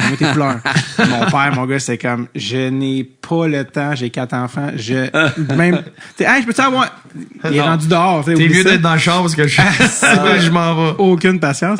Puis, tantôt, on parlait justement des parents puis aller voir jouer. Quand je joue, avec les gars de PY, ça, cette année, on va essayer de rentrer d'une ligue, jouer plus souvent ensemble. On est rentré d'une ligue le dimanche, ici, pas chez nous, puis les parents habitent pas loin. Puis c'est une ligue de garage le dimanche, tu sais, après-midi, mais il y a une personne dans les estrades qui vient, c'est mon père. Ouais. Fait que le monde sont comme, c'est qui le monsieur dans les estrades avec un chapeau à bleu avec sa pile de journaux, avec sa pile de journaux de 1998. Puis pourquoi il porte juste du corduroy? Parce que c'est mon père. Puis il y a du style, ton père, père, mon père, c'est un personnage. Ouais. Puis quand il est venu au début voir, parce que la ligue tout le monde a joué 2 lettres, il y a quand même une certaine intensité. Des fois, bon, la ligne puis mon père, il est venu au début, puis là, au début, justement, tu sais, mon père, c'est un bonhomme, là, tu sais, fait que telle affaire, pourquoi vous avez pas fait ça, vous avez fait ça?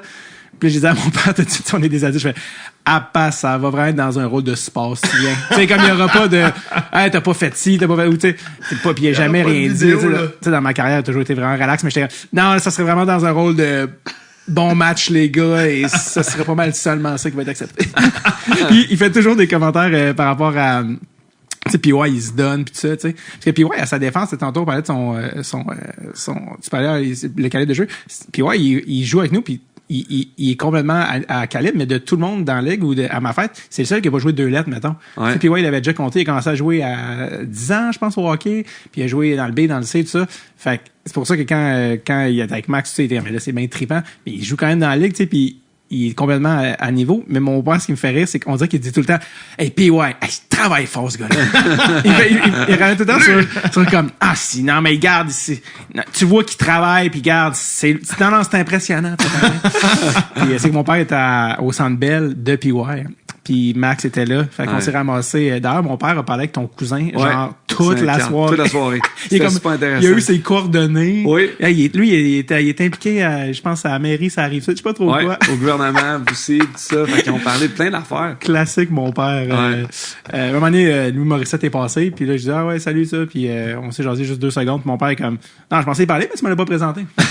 J'étais comme...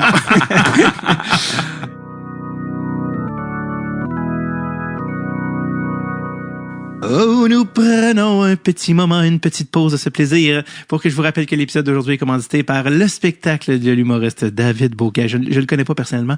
Intitulé Super Normal, plusieurs dates qui s'en viennent. Le lancement officiel le 26 mars au Club Soda à Montréal. Première médiatique de Montréal, première médiatique de Québec le 28 mars.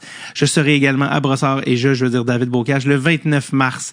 Également Saint-Eustache, Valmorin, Sherbrooke. C'est comme ça que les gens m'ont dit de le prononcer. Sherbrooke, on n'est pas sans rappeler, ville natale du bâton Sherwood. Granby, Saguenay, Gatineau, Valleyfield également qui tombe en vente dans pas longtemps. Il y a toutes ces dates qui sont au davidbocage.com.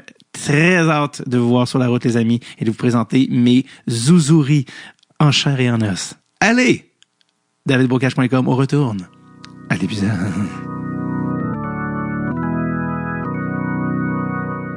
Je faisais des recherches tantôt parce que j'étais comme je sais qu'on manquera pas d'affaires de parler avec vous. Là. Vous êtes des bons jaseux.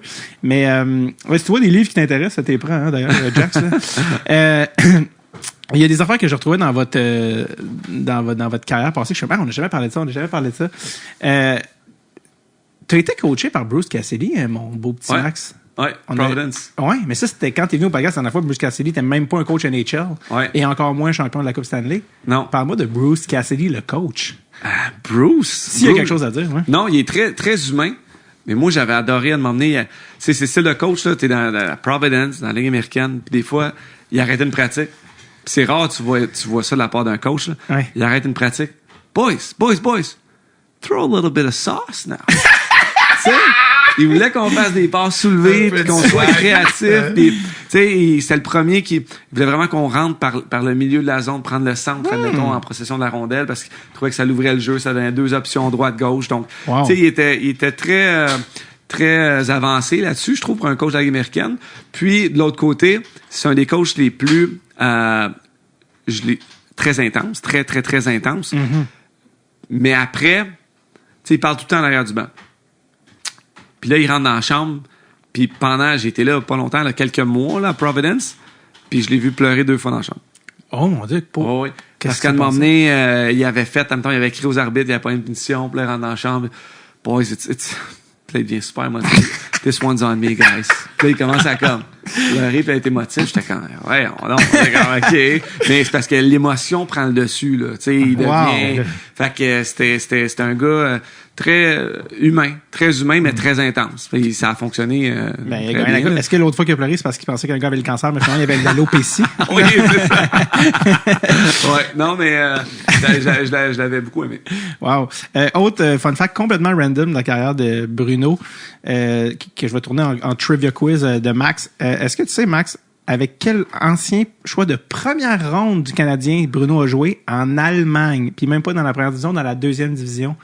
Même Bruno a pas l'air d'être sûr de où je m'en vais avec ça. Ouais, Bruno, t'as joué avec un ancien choix de premier tour des Habs qui a été un flop total, qui a joué 0 match professionnel, même je pense même pas qu'il a joué Ligue américaine. Ça te dit de quoi? 2007, si je ne m'abuse.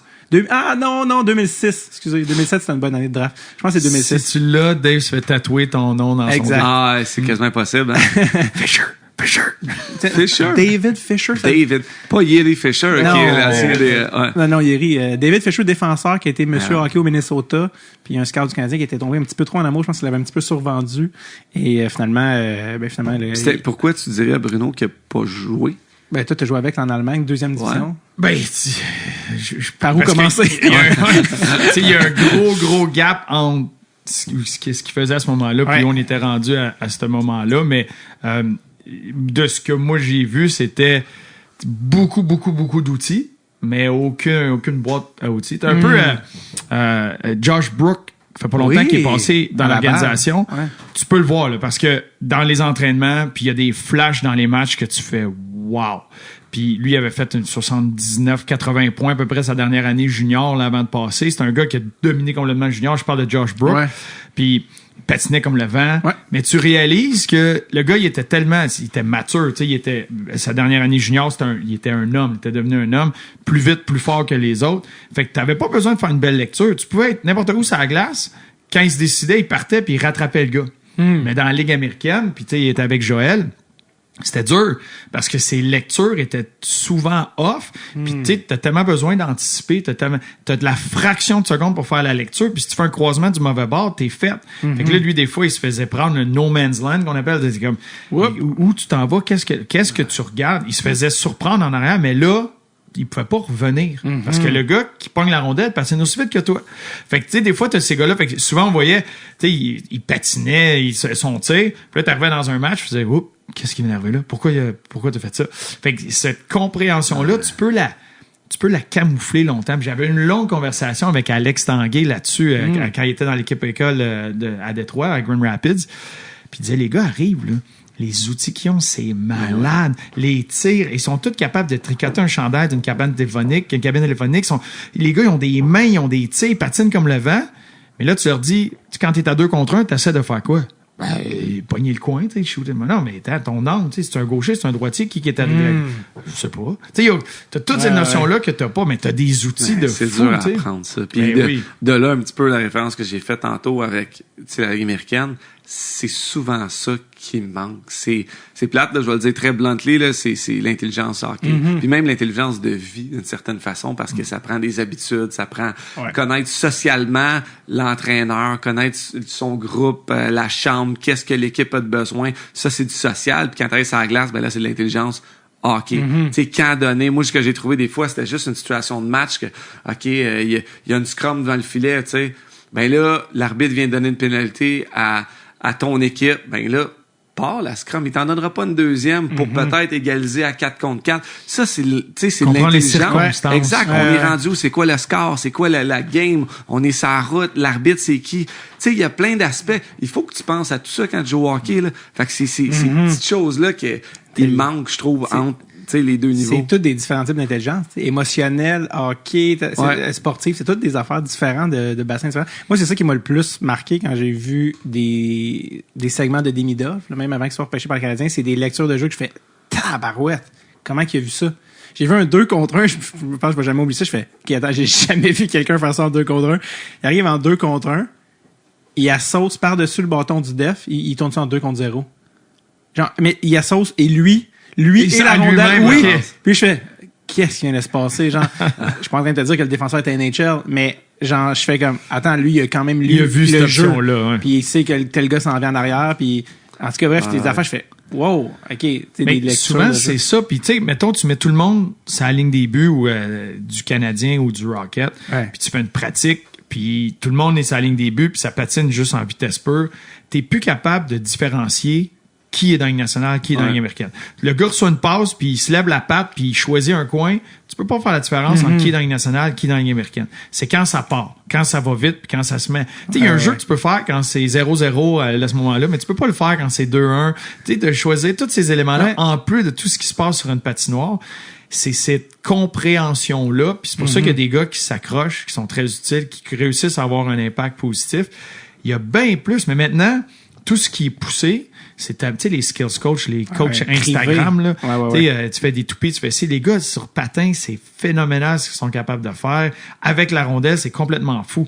Mais est-ce que quelqu'un t'aide à comment t'amènes ça dans un match? Ta game dans la game, comme dirait Martin. Mais tu sais, il y a 5 ans, t'aurais demandé qui de Josh Brook ou Jonathan Kovacevic va jouer dans la Ligue nationale. 100% du monde aurait dit, Josh Brook, c'est évident. Facile, mais minimum 3e paire. Kovacevic, voyons, il est au college, le gars, il n'a pas de skills, il n'a pas de vitesse, peu importe. Il y en a juste un des deux qui joue dans la Ligue nationale. Exact. C'est quand même, c'est pas juste une question de talent. T'sais, justement, puis le coach, il essaye, mais voyons, tu sais, il y a tout, là, tu le regardes aller, wow, c'est impressionnant. C'est dur d'enseigner à un jeune qui manque parce que tu peux pas le forcer dans le cerveau, là. Tu sais, cette affaire-là. Fait que c'est comme, OK, tu peux, tu sais, Guy Boucher, j'adore des fois, on faisait d'un autre angle ensemble.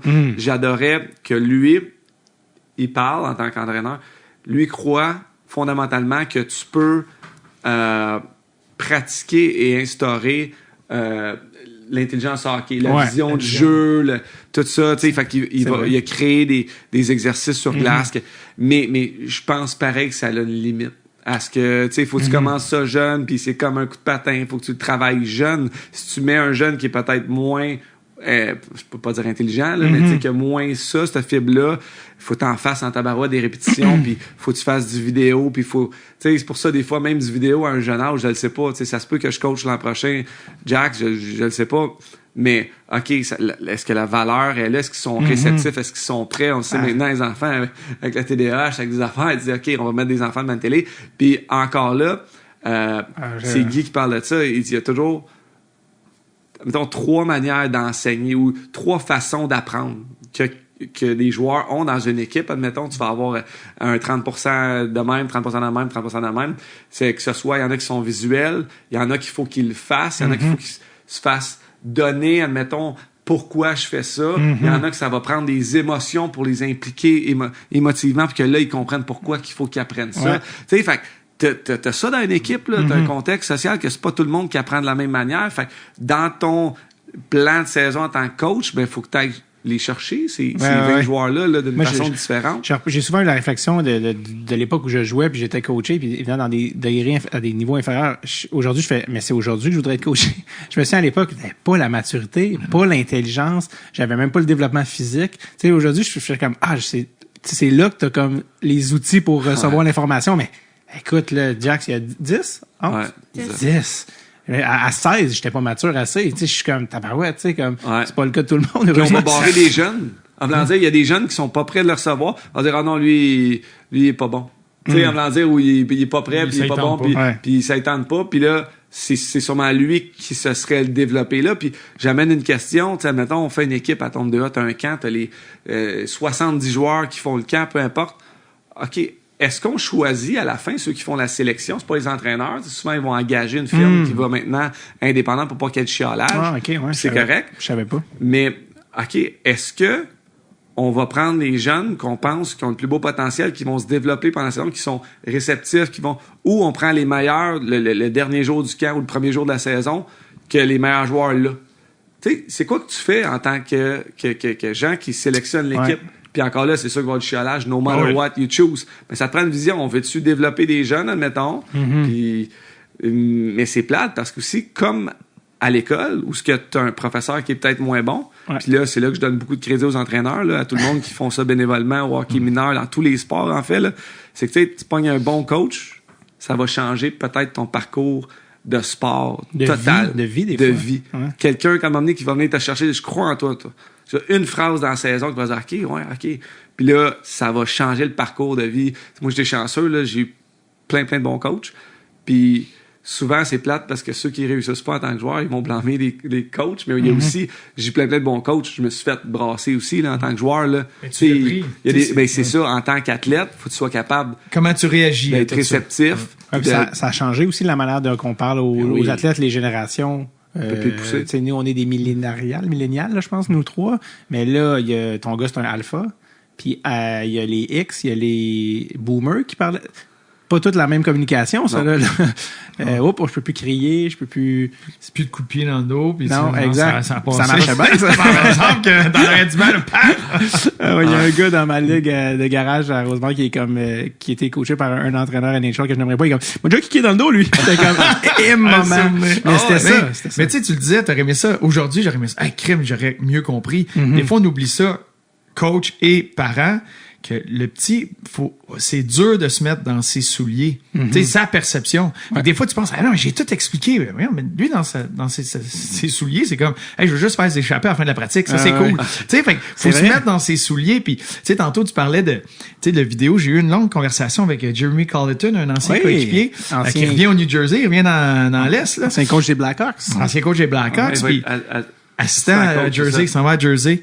Puis pendant la saison, quand il est venu, lui était avec Abbotsford, fait qu'il était venu à Laval, on est allé manger ensemble. Puis même quand il venait à Chicago, on allait manger ensemble avec Jeremy. Puis il y a un gars qui est de l'âge à Jack, fait que juste un an plus jeune que le mien.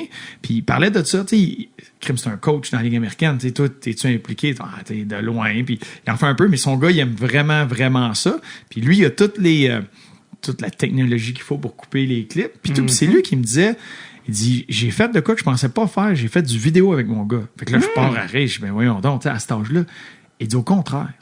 Parce que, à cet âge-là, quand tu leur expliques, il faut que tu sois une option, descends plus bas, mettons, tu sais, aux ailiers, ou peu importe ce que tu vas dire, lui, dans sa tête, de s'orienter sur une patinoire, il comprend pas ce que c'est plus bas. Qu'est-ce que tu veux dire? Ou aller plus large. Pourquoi j'irais plus large? Tu sais, il voit pas parce que ses yeux, ce qu'il a vécu ou tu sais, nous autres, comme adultes, ben oui, je l'ai vécu, je sais, c'est plus facile la proprioception, de savoir t'es où dans cet environnement-là. Puis il disait non, au contraire. Puis c'est des clips générales, tu sais, sur lui, sur ses présences. Puis lui, ce qu'il faisait, c'est que maintenant, tu peux filmer, c'est facile. C'est qu'il rentrait ça, il clippait juste ses présences. Puis il demandait, tu sais, qu'est-ce que l'entraîneur te demande? Ben, ça. Puis là, il dit, ici, qu'est-ce que... Puis là, il voyait les déclics aux kids, un après l'autre. Hey, t'as raison. Puis, tu sais, l'effet que ça l'a eu, c'est là, quand tu parles de compréhension, elle était là. Parce que lui, tu sais, on s'est battu avec ça, nous autres, cette année, puis on l'a fait... quand on a parlé de cette expérience-là de vidéo, je l'ai faite à 2 reprises avec l'équipe dans des situations, parce que tu peux pas achaler les parents, tu peux pas traîner les gars, les circonstances sont différentes. Mais on a eu une situation où on a pu, j'ai fait clipper, j'ai gardé des temps, puis je me promenais, puis c'était général sur tout le monde pour qu'ils voient. Mais tu sais, les gars sont tellement habitués dans les habiletés de foncer au cône, puis d'aller tourner autour du cône, passer sans dessus, sauter par-dessus, faire une culbute, tu sais, faire ça au cône, que quand ils pognent la rondelle, ils voient le défenseur, ils le prennent comme un cône, ils foncent dessus. Ouais. Puis moi, une des notions, c'est où l'espace? Ouais. Mais tu sais, pour eux, dans leur concept, avec la grille, puis tout va vite, puis tu sais, le casque est un peu trop grand, puis c'est pas sûr.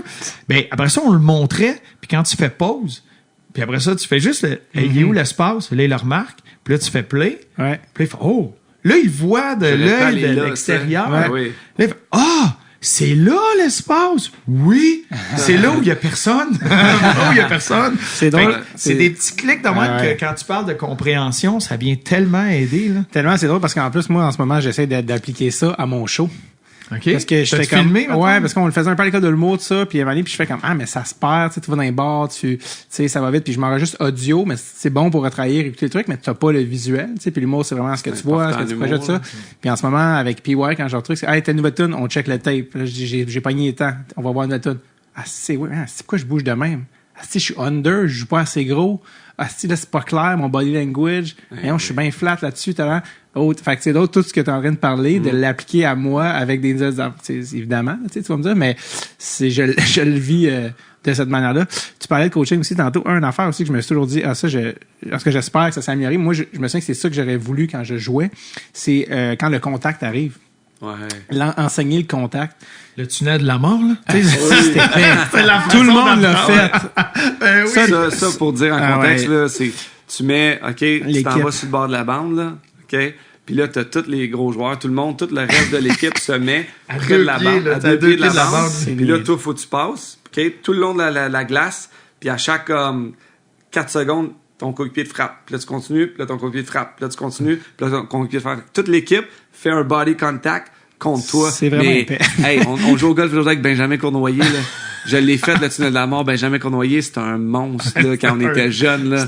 Il frappait. Mais là, tu le savais. Là, tu savais qu'il était 4e en ligne. Là, t'es là, non, je vais pas y aller. Faut pas que tu montes ton 3e. Tu pars plus vite, oui, tu passes plus vite, ou tu sais, c'est des trucs de jeunes que tu fais comme, mais c'est, à la fin de la journée, tu sais, à cette heure, je pense plus que ça, je le sais pas. Mais c'est tellement progressif maintenant que ça a beaucoup changé. Mais si les parents feraient comme, voyons donc, mais, crème, à la fin de la journée, là, tu veux te rendre, admettons, c'est de l'adversité, c'est du inconfort, puis t'as besoin de sortir de ta zone de confort puis te développer. Ça, fait que d'avoir peur puis là après ça tu finis le tunnel de la mort puis t'es fier.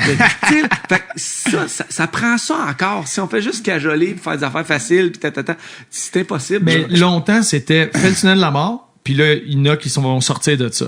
Maintenant, c'est que, tu sais, tu peux il y en a un qui, il y a juste, personne lui a montré, il s'est fait vraiment mal, ou, tu sais, puis là, ça lui joue dans la tête. Ouais, fait que là, d'aller faire, hey, c'est correct, tu peux te protéger, tu peux faire ci, tu sais, tu peux, comme, l'apprendre. Fait que c'est un peu plus ça, je pense, l'approche est plus, hey, donne c'est les correct, outils. le physique va être là, mais voici ce que tu peux faire. T'es pas obligé d'être un matamor, t'es pas obligé d'être gros, tu peux t'en sortir. Bon c'est ça qui va te le donner, qu'on fait ça, qu'est-ce qui ressort de ça, puis comment que tu... C'est ça. Faut que tu fasses mieux. Quand c'était juste le tunnel, t'es comme, fait que là, il y en a qui se blessent, puis après ça, c'est fini. Tu sais, il y a aucun survécu. C'est ça. Exact. Il y a pas de, tu fais l'équipe. Alors que là, maintenant, tu peux enseigner. Un gars que j'aime bien, je sais pas si vous l'avez entendu des fois sur des podcasts, évidemment, il travaille avec Jean 90 Nigeria, mais Adam Oates, tu sais, qui était pas gros. Était vraiment pas gros. Adam Oates, pas rapide, nécessairement, qui a fini un des meilleurs passeurs de l'histoire. Puis lui, il est comme, son affaire numéro 1, c'est le contact. Il y a aucune raison pour lesquels ta tête devrait toucher la bande. C'est pas supposé arriver. Si ça arrive, il est arrivé quelque chose. Le contact, mais aussi la gestion de l'espace sur la glace. Donc, comment justement te retrouver pas dans la bande. C'est qu'il faut que tu reçoives la mise à l'échec avec tes fesses, admettons, pour te donner de l'espace, pour être capable, comme un Jagger ou quelque chose qui va absorber la mise à l'échec. Tu sais, c'est toujours comment récupérer une rondelle. Lui, c'est un génie, il se fait payer des très, très bons montants par plusieurs joueurs de la Ligue nationale pour justement faire du vidéo avec eux. Puis c'est ça, c'est l'intelligence hockey, c'est des petits skills. Moi, quand je faisais ce développement pour CA, j'avais pris quelques-uns de ces drills parce que c'était excellent. C'était, mettons, juste en avantage numérique, comment récupérer une rondelle sans faire face à la bande. Une rondelle qui s'en vient en rim, admettons, sur la bande, ben c'est pas d'aller la chercher avec son revers ou c'est d'être capable d'avoir les fesses à la bande puis d'aller la chercher avec une main puis faire face, parce que tu sais qu'en avantage numérique, si tu vois les numéros en désavantage numérique, tu vas aller mettre de la pression parce que là, il y a le dos à toi, là tu y vas parce qu'il voit pas le reste de la glace. Mais si le joueur récupère la rondelle puis fait face au jeu, le défenseur, il viendra pas t'attaquer. Fait que là, tu ralentis le jeu, tu trouves l'espace. Fait que c'est tout des petits principes dans que tu fais comme, tu sais, faut que tu y réfléchisses, là. Tu fais comme, OK, ça fait du sens. Fait que c'est un skill qui mais ça l'a amené un peu de controverse, hein, tu sais, parce que lui, il y a plusieurs joueurs. Tu sais, Luke Shan, c'en est un qui dit, lui, il m'a redonné une deuxième carrière là, parce qu'il l'a beaucoup aidé. Mais un gars, je sais qu'un exemple, un Shifley, tu sais, il parlait en allant à l'aréna, tu sais, le matin, puis il parle de l'avantage numérique, puis il parle de la veille, puis blablabla. Fait que là, t'as Oates, un des meilleurs joueurs. C'est dur de compétitionner contre la carrière que ce gars-là a eu, puis il a des bonnes idées. Mais quand t'es l'entraîneur de l'équipe, t'essaies d'avoir un concept collectif, t'essaies d'avoir, tu sais, le monde orienté vers là. Puis si t'en as un qui lui se revient de l'autre bord, puis là, lui, non, mais moi j'ai vu ça, puis lui m'a dit de faire ça. Pisse dans l'oreille, tu sais. Mais là, t'as une minute, là, tu sais, comment tu... Est-ce que tu vas assigner le coach? Tu sais, c'est ça aussi, c'est pas... Faut que t'intègres tes outils personnels dans le système de l'équipe. Ben, c'est ça. Mais là, lui, il paye l'autre pour qu'il reçoive ses conseils-là. Prends le milieu de la glace en entrée de zone. Ouais, mais c'est pas ça qu'on fait. C'est pas ça qu'on fait. Ouais, mais là, fait que là, tu vas justement essayer de parler au coach pour faire changer le système. Ça marche pas, là. Le coach, mais... Parce qu'à Adamo, c'est une affaire que j'avais intéressant que j'avais entendu dire sur un podcast. Il était comment? Tu travailles-tu avec, je sais pas, Connor Bedard? Puis comme, non, il m'a pas appelé de ça. Il dit, qu'est-ce que tu ferais avec lui? Puis il parlait, il dit comme, ben, tu sais, cette année, il s'est fait casser la mâchoire. Il comme, je pense pas que ça aurait dû arriver, ça. Puis il dit, il y a une couple de fois, je l'ai vu se faire geler, se faire frapper, qui est comme, il est supposé savoir que ce gars-là s'en vient. C'est pas normal qu'il se fasse geler de cette affaire-là, genre, tu sais. Puis il est pas gros, puis il faut qu'il se protège. Fait il dit, il y a une couple d'affaires, je fais comme, attends, c'est pas, fait que c'était intéressant de voir son... Oui, tu sais, on pourrait penser, pis c'est pas vrai, mais on pourrait penser que Slavkovski a travaillé avec Oates, admettons.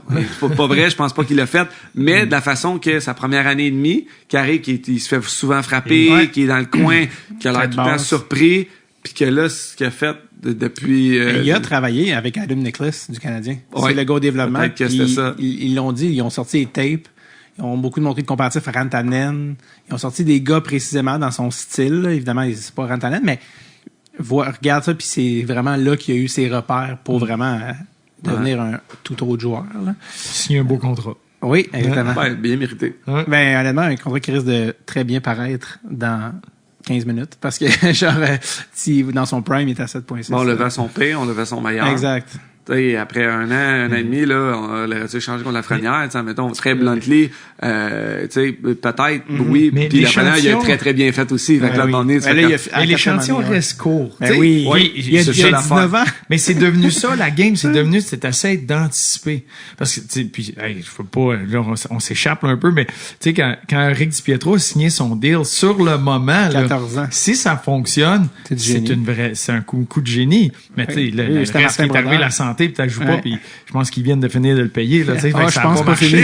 Non, c'est pas fini encore. Non. Mais tu sais juste jamais, mais c'est ce que tu essaies de faire. Tu crées des scénarios que lui va être une aubaine un moment donné. Comme quand Colorado a gagné, McKinnon faisait 6 millions cette année-là. Faut que tu vois un peu dans le temps, tu essaies de faire le meilleur aubaine possible, ça peut être ça. Tu gères une structure salariale aussi, c'est ça l'affaire maintenant. Mais parlant de développement, toi, t'es au Rocket encore, mon beau Bruno, en sucre? Ben ouais. En sirop d'érable, naturel. En sucre d'érable. Il y a une couple de gars, ça va être la fun cette année à Laval. Oui. T'as vu Ryan Backer un peu jouer 11 games? Oui. 11 games. Il a fait 5 points. Pas pire pour un gars de 19 ans qui arrive de l'Europe. Parle-moi un petit peu de David Ryan Backer que les gens n'ont pas vraiment vu jouer tant que ça. Mais puis moi, je l'ai pas vu ailleurs que là. T'sais, fait que moi, j'ai juste cet échantillon. Non, c'est ça. Je suis pas allé, j'étais occupé, puis c'était un peu loin. Mais de ce que j'ai vu, il m'a impressionné sur son habileté avec la rondelle. Pour te dire, tu sais, tout joueur confondu, je me rappelle 2 séquences où il fait, c'est un droitier, tu sais, il fait une sortie vers l'ailier, l'ailier, mettons son ailier, puis il saute dans le jeu pour venir couvrir, tu sais, prendre un corridor, puis il reçoit une passe qui doit être très raide à cause que c'est serré. Il la reçoit sur le revers, mais dans son triangle, tu sais, comme proche, une passe qui est un joueur sur deux l'échappe, puis c'est pas grave, tu sais. Puis il pogne sans perte de vitesse, il continue, puis il rentre directement dans l'espace où il voulait aller, puis hey, wow, tu sais, ça, c'était un bon crime, c'est Ryan Backer. Fait que 2-3 fois, avec la rondelle, il m'a impressionné. Ce que j'ai trouvé, puis c'est normal, c'est l'ajustement. Il faut juste penser la patinoire, les styles de jeu. Il y a tellement de choses auxquelles il a dû s'ajuster rapidement que c'était impressionnant.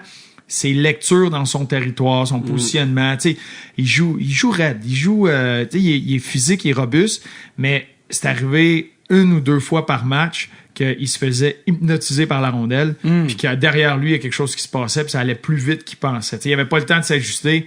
Une passe, le gars t'en échappé, il perd sa couverture. Tu sais, mais c'est toutes des affaires de... C'est beaucoup plus nord-sud ici. C'est pas vrai. Ses instincts offensifs sont déjà adéquats, mais défensivement, il s'endort. Parce que moi, offensivement, si j'ai fait un match préparatoire du Canadien la saison passée comme analyste, puis je le regardais jouer, puis moi, j'ai trouvé offensivement, pour son jeune âge, de faire des sorties de zone par le milieu, mettons, par le centre. Il y a cette confiance-là offensive de faire ça. Mais défensivement, je m'étais pas focusé mais sur ça lui. va tellement, tu sais, c'est une coche plus vite. Fait que des fois, c'est ta lecture qu'il faut tout de suite que tu réagisses. Puis il faut que tu saches qu'est-ce qui se passe. Puis c'était ça. Il était comme 1 seconde en arrière. Puis je te dirais, tu sais, je pense pas que ça va être un gars d'avantage numérique puis tu sais, une puissance offensive. Mais c'est un gars qui fait des jeux. Il est pas juste dans Bévitré puis elle sort. Il alimente. Je pense que Mailloux a une coche sur lui pour ce qui est de talent pur offensif, dans ce qu'on a vu, mais tu sais, ça peut changer éventuellement, mais c'était juste ça. C'était juste que ça se passait une fraction de... C'est pour ça que tu vas là. Ben oui, c'est ça. Un 8e de saison de sa première année, fait que c'est très normal. Mais je suis content que tu le mentionnes parce que quand il a été repêché, c'était beaucoup, il est all around, mais il est pas très offensif, mais que tu dises, mais il y a plus d'offensif que ce qu'on beaucoup il pensent. fait des jeux. Fait que c'est le genre de gars qui, tu sais, il viendra pas juste, à l'époque, il y avait des gars que les autres, ils voulaient juste la pitcher dans la vitre puis pas avoir la rondelle. Comme tu dis, c'est la sortie dans le centre. Il est sur son revers, il prend 1 seconde de plus, protège sa rondelle, il fait une belle passe. Fait que ça, pour les attaquants, c'est de l'or en barre. T'es pas à courir après. Puis quand il sautait dans le jeu, là, il fait partie de... Il n'est pas tué le jeu. Tu sais, t'as plusieurs joueurs à travers la ligue qui sont capables de sauter dans le jeu, mais si la rondelle leur arrive sur la palette, c'est fini. Tu sais, ça finit en échec avant. Mais lui, non, il fait des jeux puis il donne une deuxième vie. C'est rare vie. aussi les défenseurs qui sont intelligents. On fait un casse-gain avec les deux gars. Parlant de défenseurs puis de développeurs, il y en a un qui je trouve qui est vraiment intéressant comme cas, là, c'est pas un top 5 pick, mais Justin Barron, c'est un choix de première ronde, il se développe, des fois on voit des affaires, des fois on est comme Colin, je suis plus sûr de qu'est-ce que j'ai vu, il y a des bons flashs, il y a des moments. Est-ce que c'est un cas de he's got all the tools but he doesn't have the toolbox, ou c'est comme un cas de OK, non, il est encore jeune, faut lui donner. Mais moi j'ai eu des flashs des deux. Puis il y a des fois, parce que quand il se met à patiner, il patine. Il y a des matchs dans la Ligue américaine, il se met à patiner, tu te dis qu'est-ce qu'il fait dans cette ligue-là? C'est trop élite. fort. C'est sa mobilité sur glace puis son patin, c'est élite dans la Ligue nationale. C'est pas élite puis je me rends à la Ligue nationale. Dans la Ligue nationale, c'est exceptionnel. Ouais. Mais il y a plein d'autres affaires autour à venir peaufiner puis à venir travailler. Son tir, c'est une bille. Fait qu'il y a des outils, t'es comme...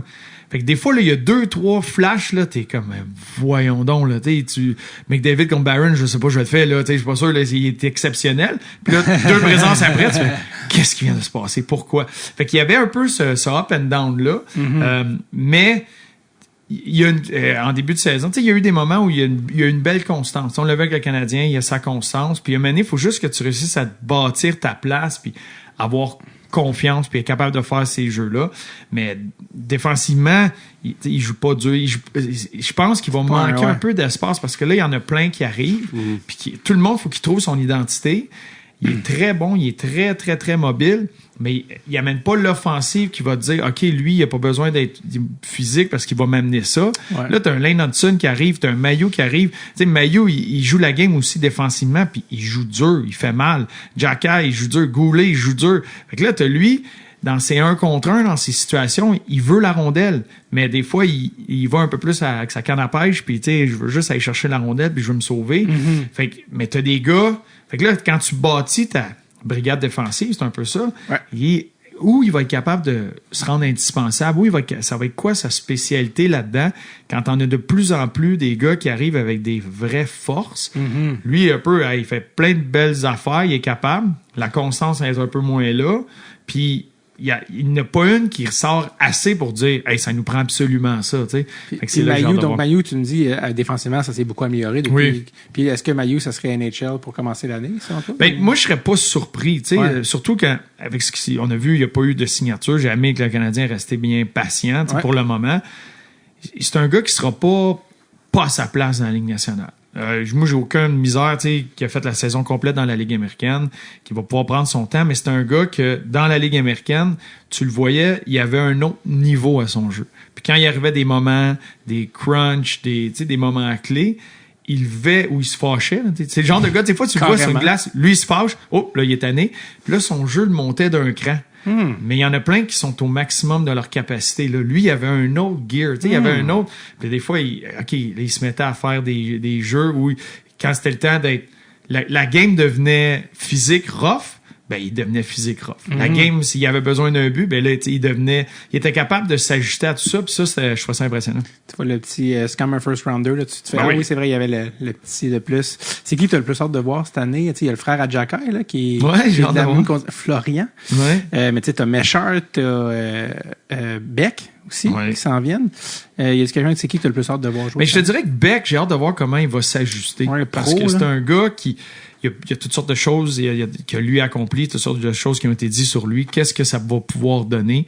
Ça va être intéressant. J'ai hâte de voir aussi des gars qui arrivent dans leur deuxième année. Tu sais, un Roi qui revient. Est-ce qu'il va être capable de se faire une place? Est-ce qu'il revient dans la Ligue américaine?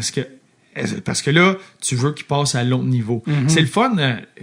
C'est le fun d'avoir arrivé les nouveaux talents. Mais Emil Heinemann, moi, je l'avais bien aimé quand il est arrivé. L'année passée, ça a été en up and down. Mais il fait tellement de bonnes choses sur une glace qu'il peut faire 10 games sans scorer. Comme coach, tu te poses même pas la question, tu le renvoies, il y a un impact positif. Comme un Evans ou un Lekonen. Exact. Avant moi, c'est une version Lekonen, mais tu sais, il faut quand même... Est-ce qu'il va prendre l'autre niveau? Parce que c'est le genre de gars, maintenant, tu vas pouvoir plugger sur une 4, sur une 3, puis t'améliores ton équipe. Puis, fait que lui, ça va être intéressant. Roy, ça va être intéressant.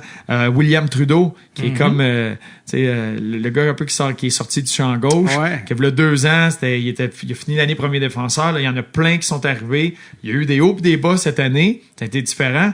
Est-ce que lui est rendu à l'étape qui amène ça à un autre niveau? Fait que t'as plein de gars comme ça. Dans un été de développement aussi, là, c'est à cet âge-là, moi, comme j'ai dit, à 19 ans, de m'emmener, je prends une été, je me sens entraîné comme un débile, puis j'ai vraiment eu un step. Il y a des gars, mettons, ils savent qu'est-ce qu'ils ont besoin de faire, ils ressentent la pression aussi. Hey, il n'y aura pas grand place, là. Tu sais, ça tombe sur moi, là, comment je me développe cet été, là. Faut que tu le réalises, ça aussi, là. T'es la saveur du mois, puis après, il y en a 2-3 autres qui arrivent, là, t'es comme, hey, oubliez-moi pas, je suis là. Surtout comme défenseur dans l'organisation du Canadien, c'est comme, hey, il y a un pipeline de 1000. Tu sais, on oublie, mais il y a Harris, il y a Struble. Il y en a des 7e, mettons, Ligue nationale. Puis tu te fais descendre dans la Ligue américaine, puis tu peux tomber 4e. Ouais, c'est ça. C'est pas que tu deviens premier puis que là tu runs le powerplay, là, c'est que t'es 7e puis tu tombes 4e avec le Rocket parce qu'il y a déjà du trafic puis la marche est haute. Une autre affaire que j'ai remarqué, Max, que je voulais te parler, Dan Bylsma, qui était ton coach pour la Coupe Stanley en 2009, c'était sa première année, boum, gagne la Coupe. Après ça, il était à Pittsburgh un moment. Après ça, il s'est ramassé à Buffalo. Buffalo a enchaîné les coachs comme on a enchaîné les coupes de cheveux dans les Pokémon. Peu importe. Et là, il s'est ramassé assistant à Détroit. Il est retourné dans assistant après ça, coach avec l'équipe de Seattle. Ils ont été 2 fois en finale de suite.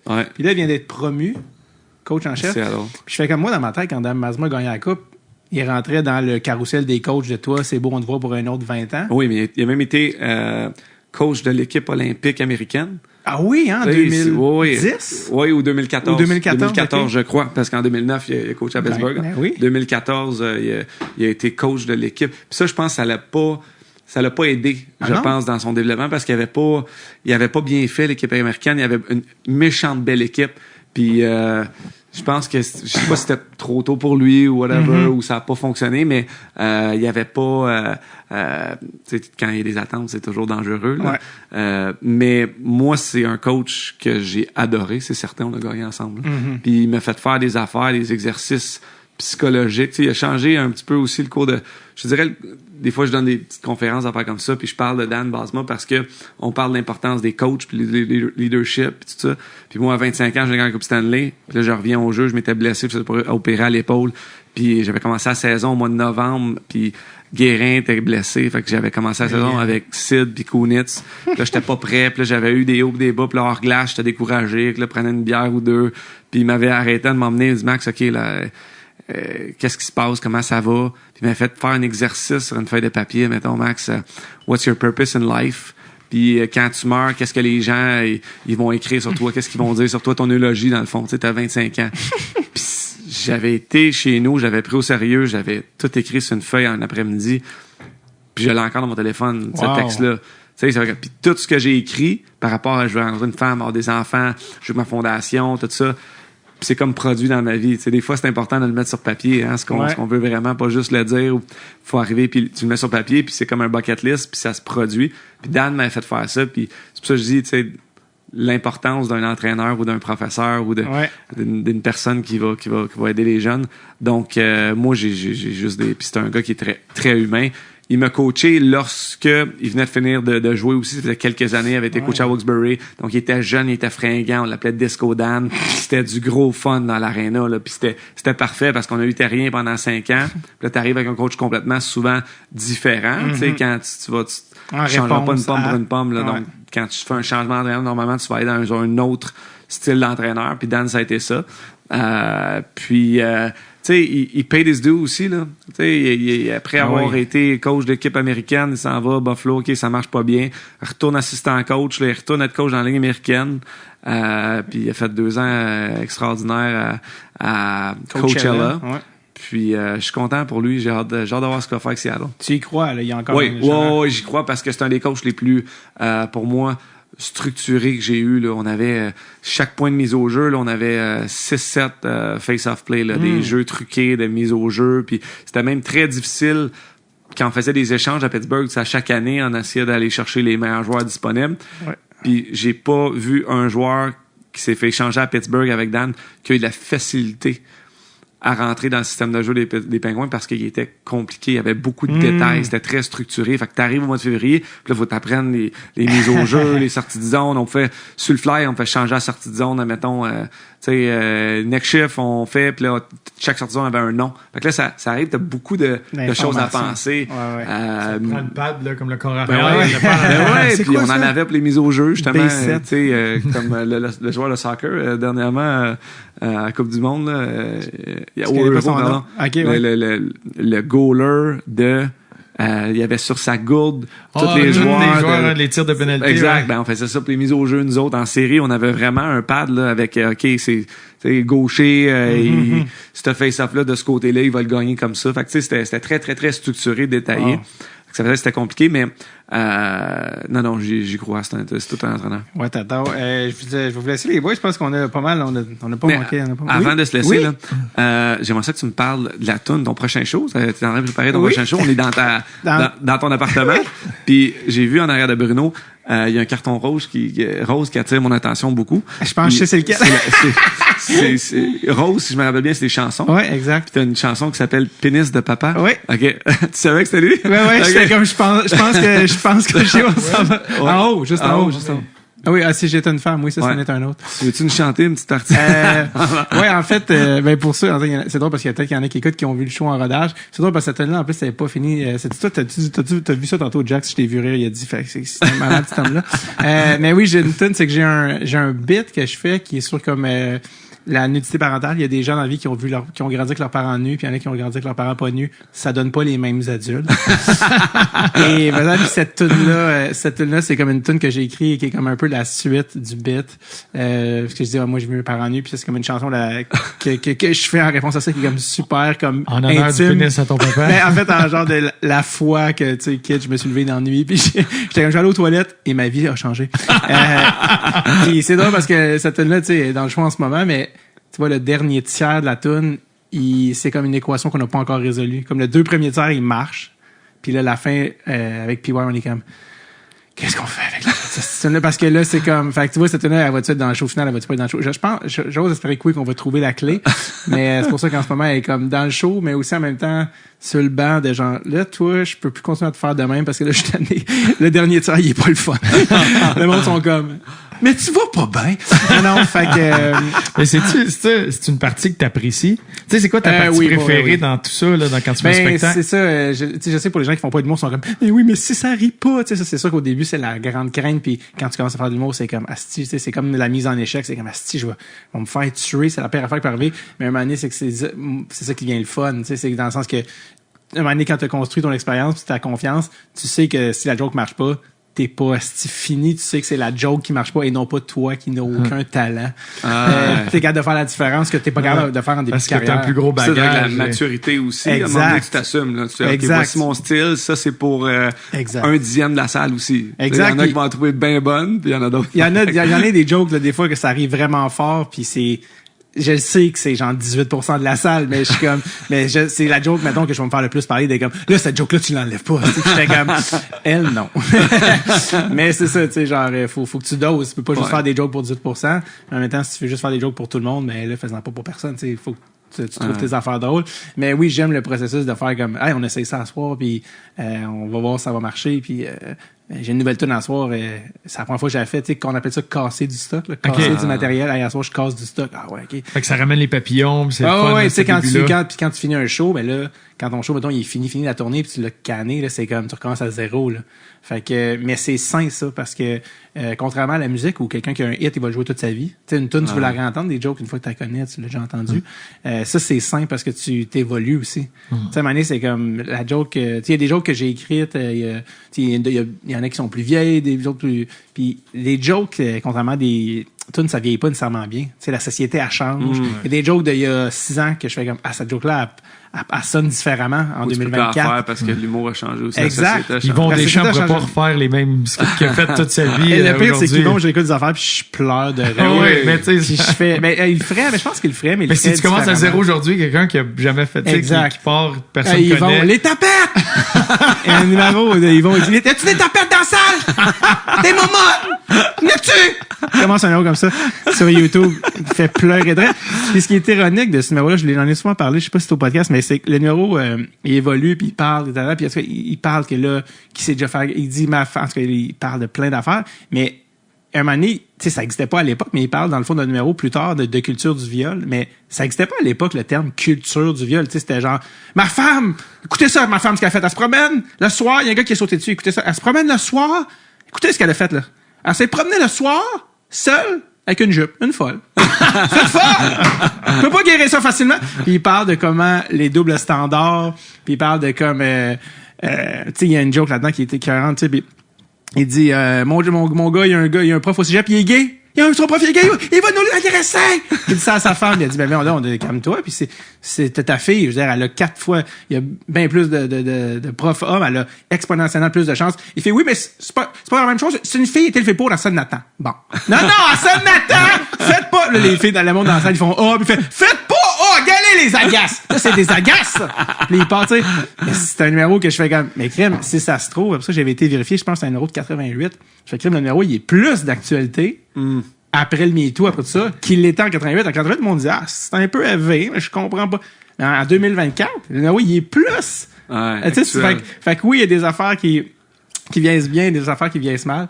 Mais c'est ça avec l'humour. Tu sais, Louis C.K. il disait des fois un bit ou une joke, c'est un fruit. Tu sais, il grossit, il vient à maturité, puis à un moment donné, il pourrit. Tu sais, c'est juste qu'il y a comme un cycle de vie. Fait que il y a des affaires de ça, mais tout ça pour dire.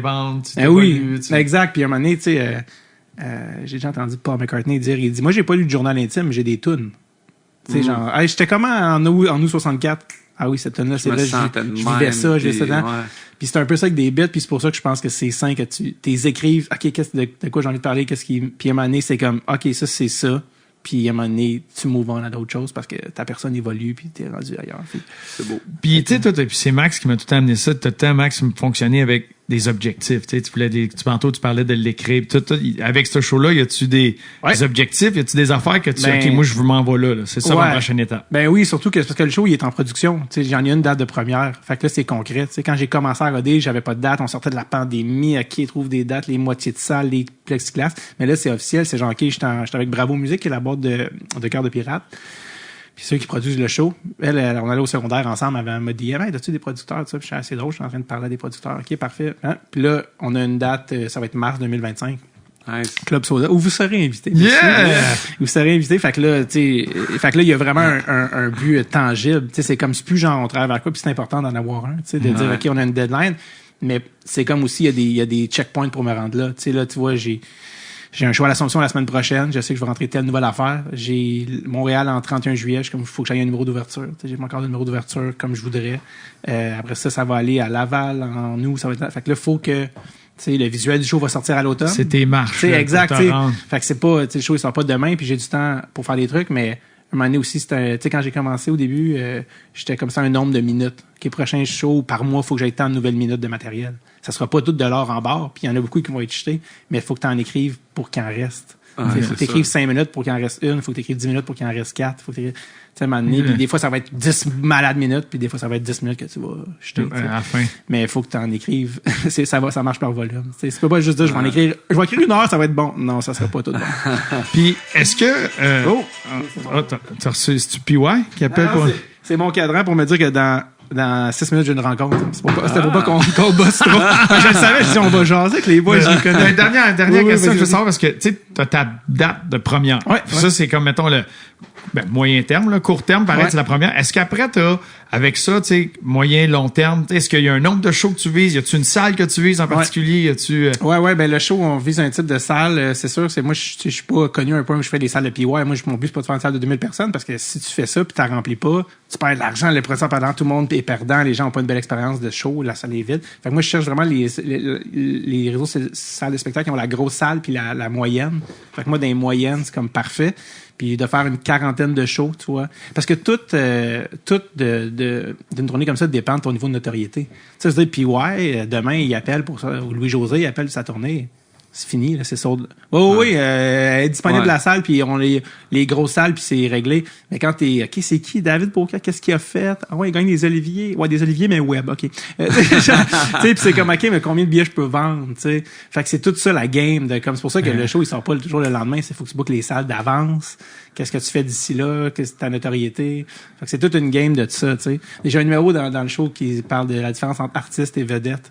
Tu sais, genre, c'est comme une drôle de métier parce que c'est comme, ouais, mais faut que tu sois une vedette. Ouais, mais, non, mais on t'a pas vu à la télé. Ouais, mais on va pas te mettre à la télé, t'es pas connu. Tu sais, c'est comme un cercle de, ouais, mais là, tu sais, je sais pas quoi te dire. Fait que c'est tout ça. Sans ton sextape. Oui, exact. Vous l'avez pas vu? Non? Hashtag MeToo. Hey, les boys, merci. Je rappelle aux gens Beehive qui est en vente. Où est-ce qu'on peut acheter ça? Dans l'IGA. Dans l'IGA. Belle collab. Certains Rousseau, certains sports experts. Exact. On va être bientôt en ligne aussi sur notre site internet, bi.ca. Génial. Suivez-nous sur les réseaux sociaux. B-E-H-Y. Ouais, B-E-H-Y. Veux-tu le mot de la fin, Jax? Veux-tu le mot de la fin? Veux-tu Mamadou! dire de quoi? C'est ton moment. Ça, tu l'as dit? T'as le cue. Vas-y. Mamadou. Wouh! Yeah! On vous revient avec le nom du gars puis oui 3. OK, merci.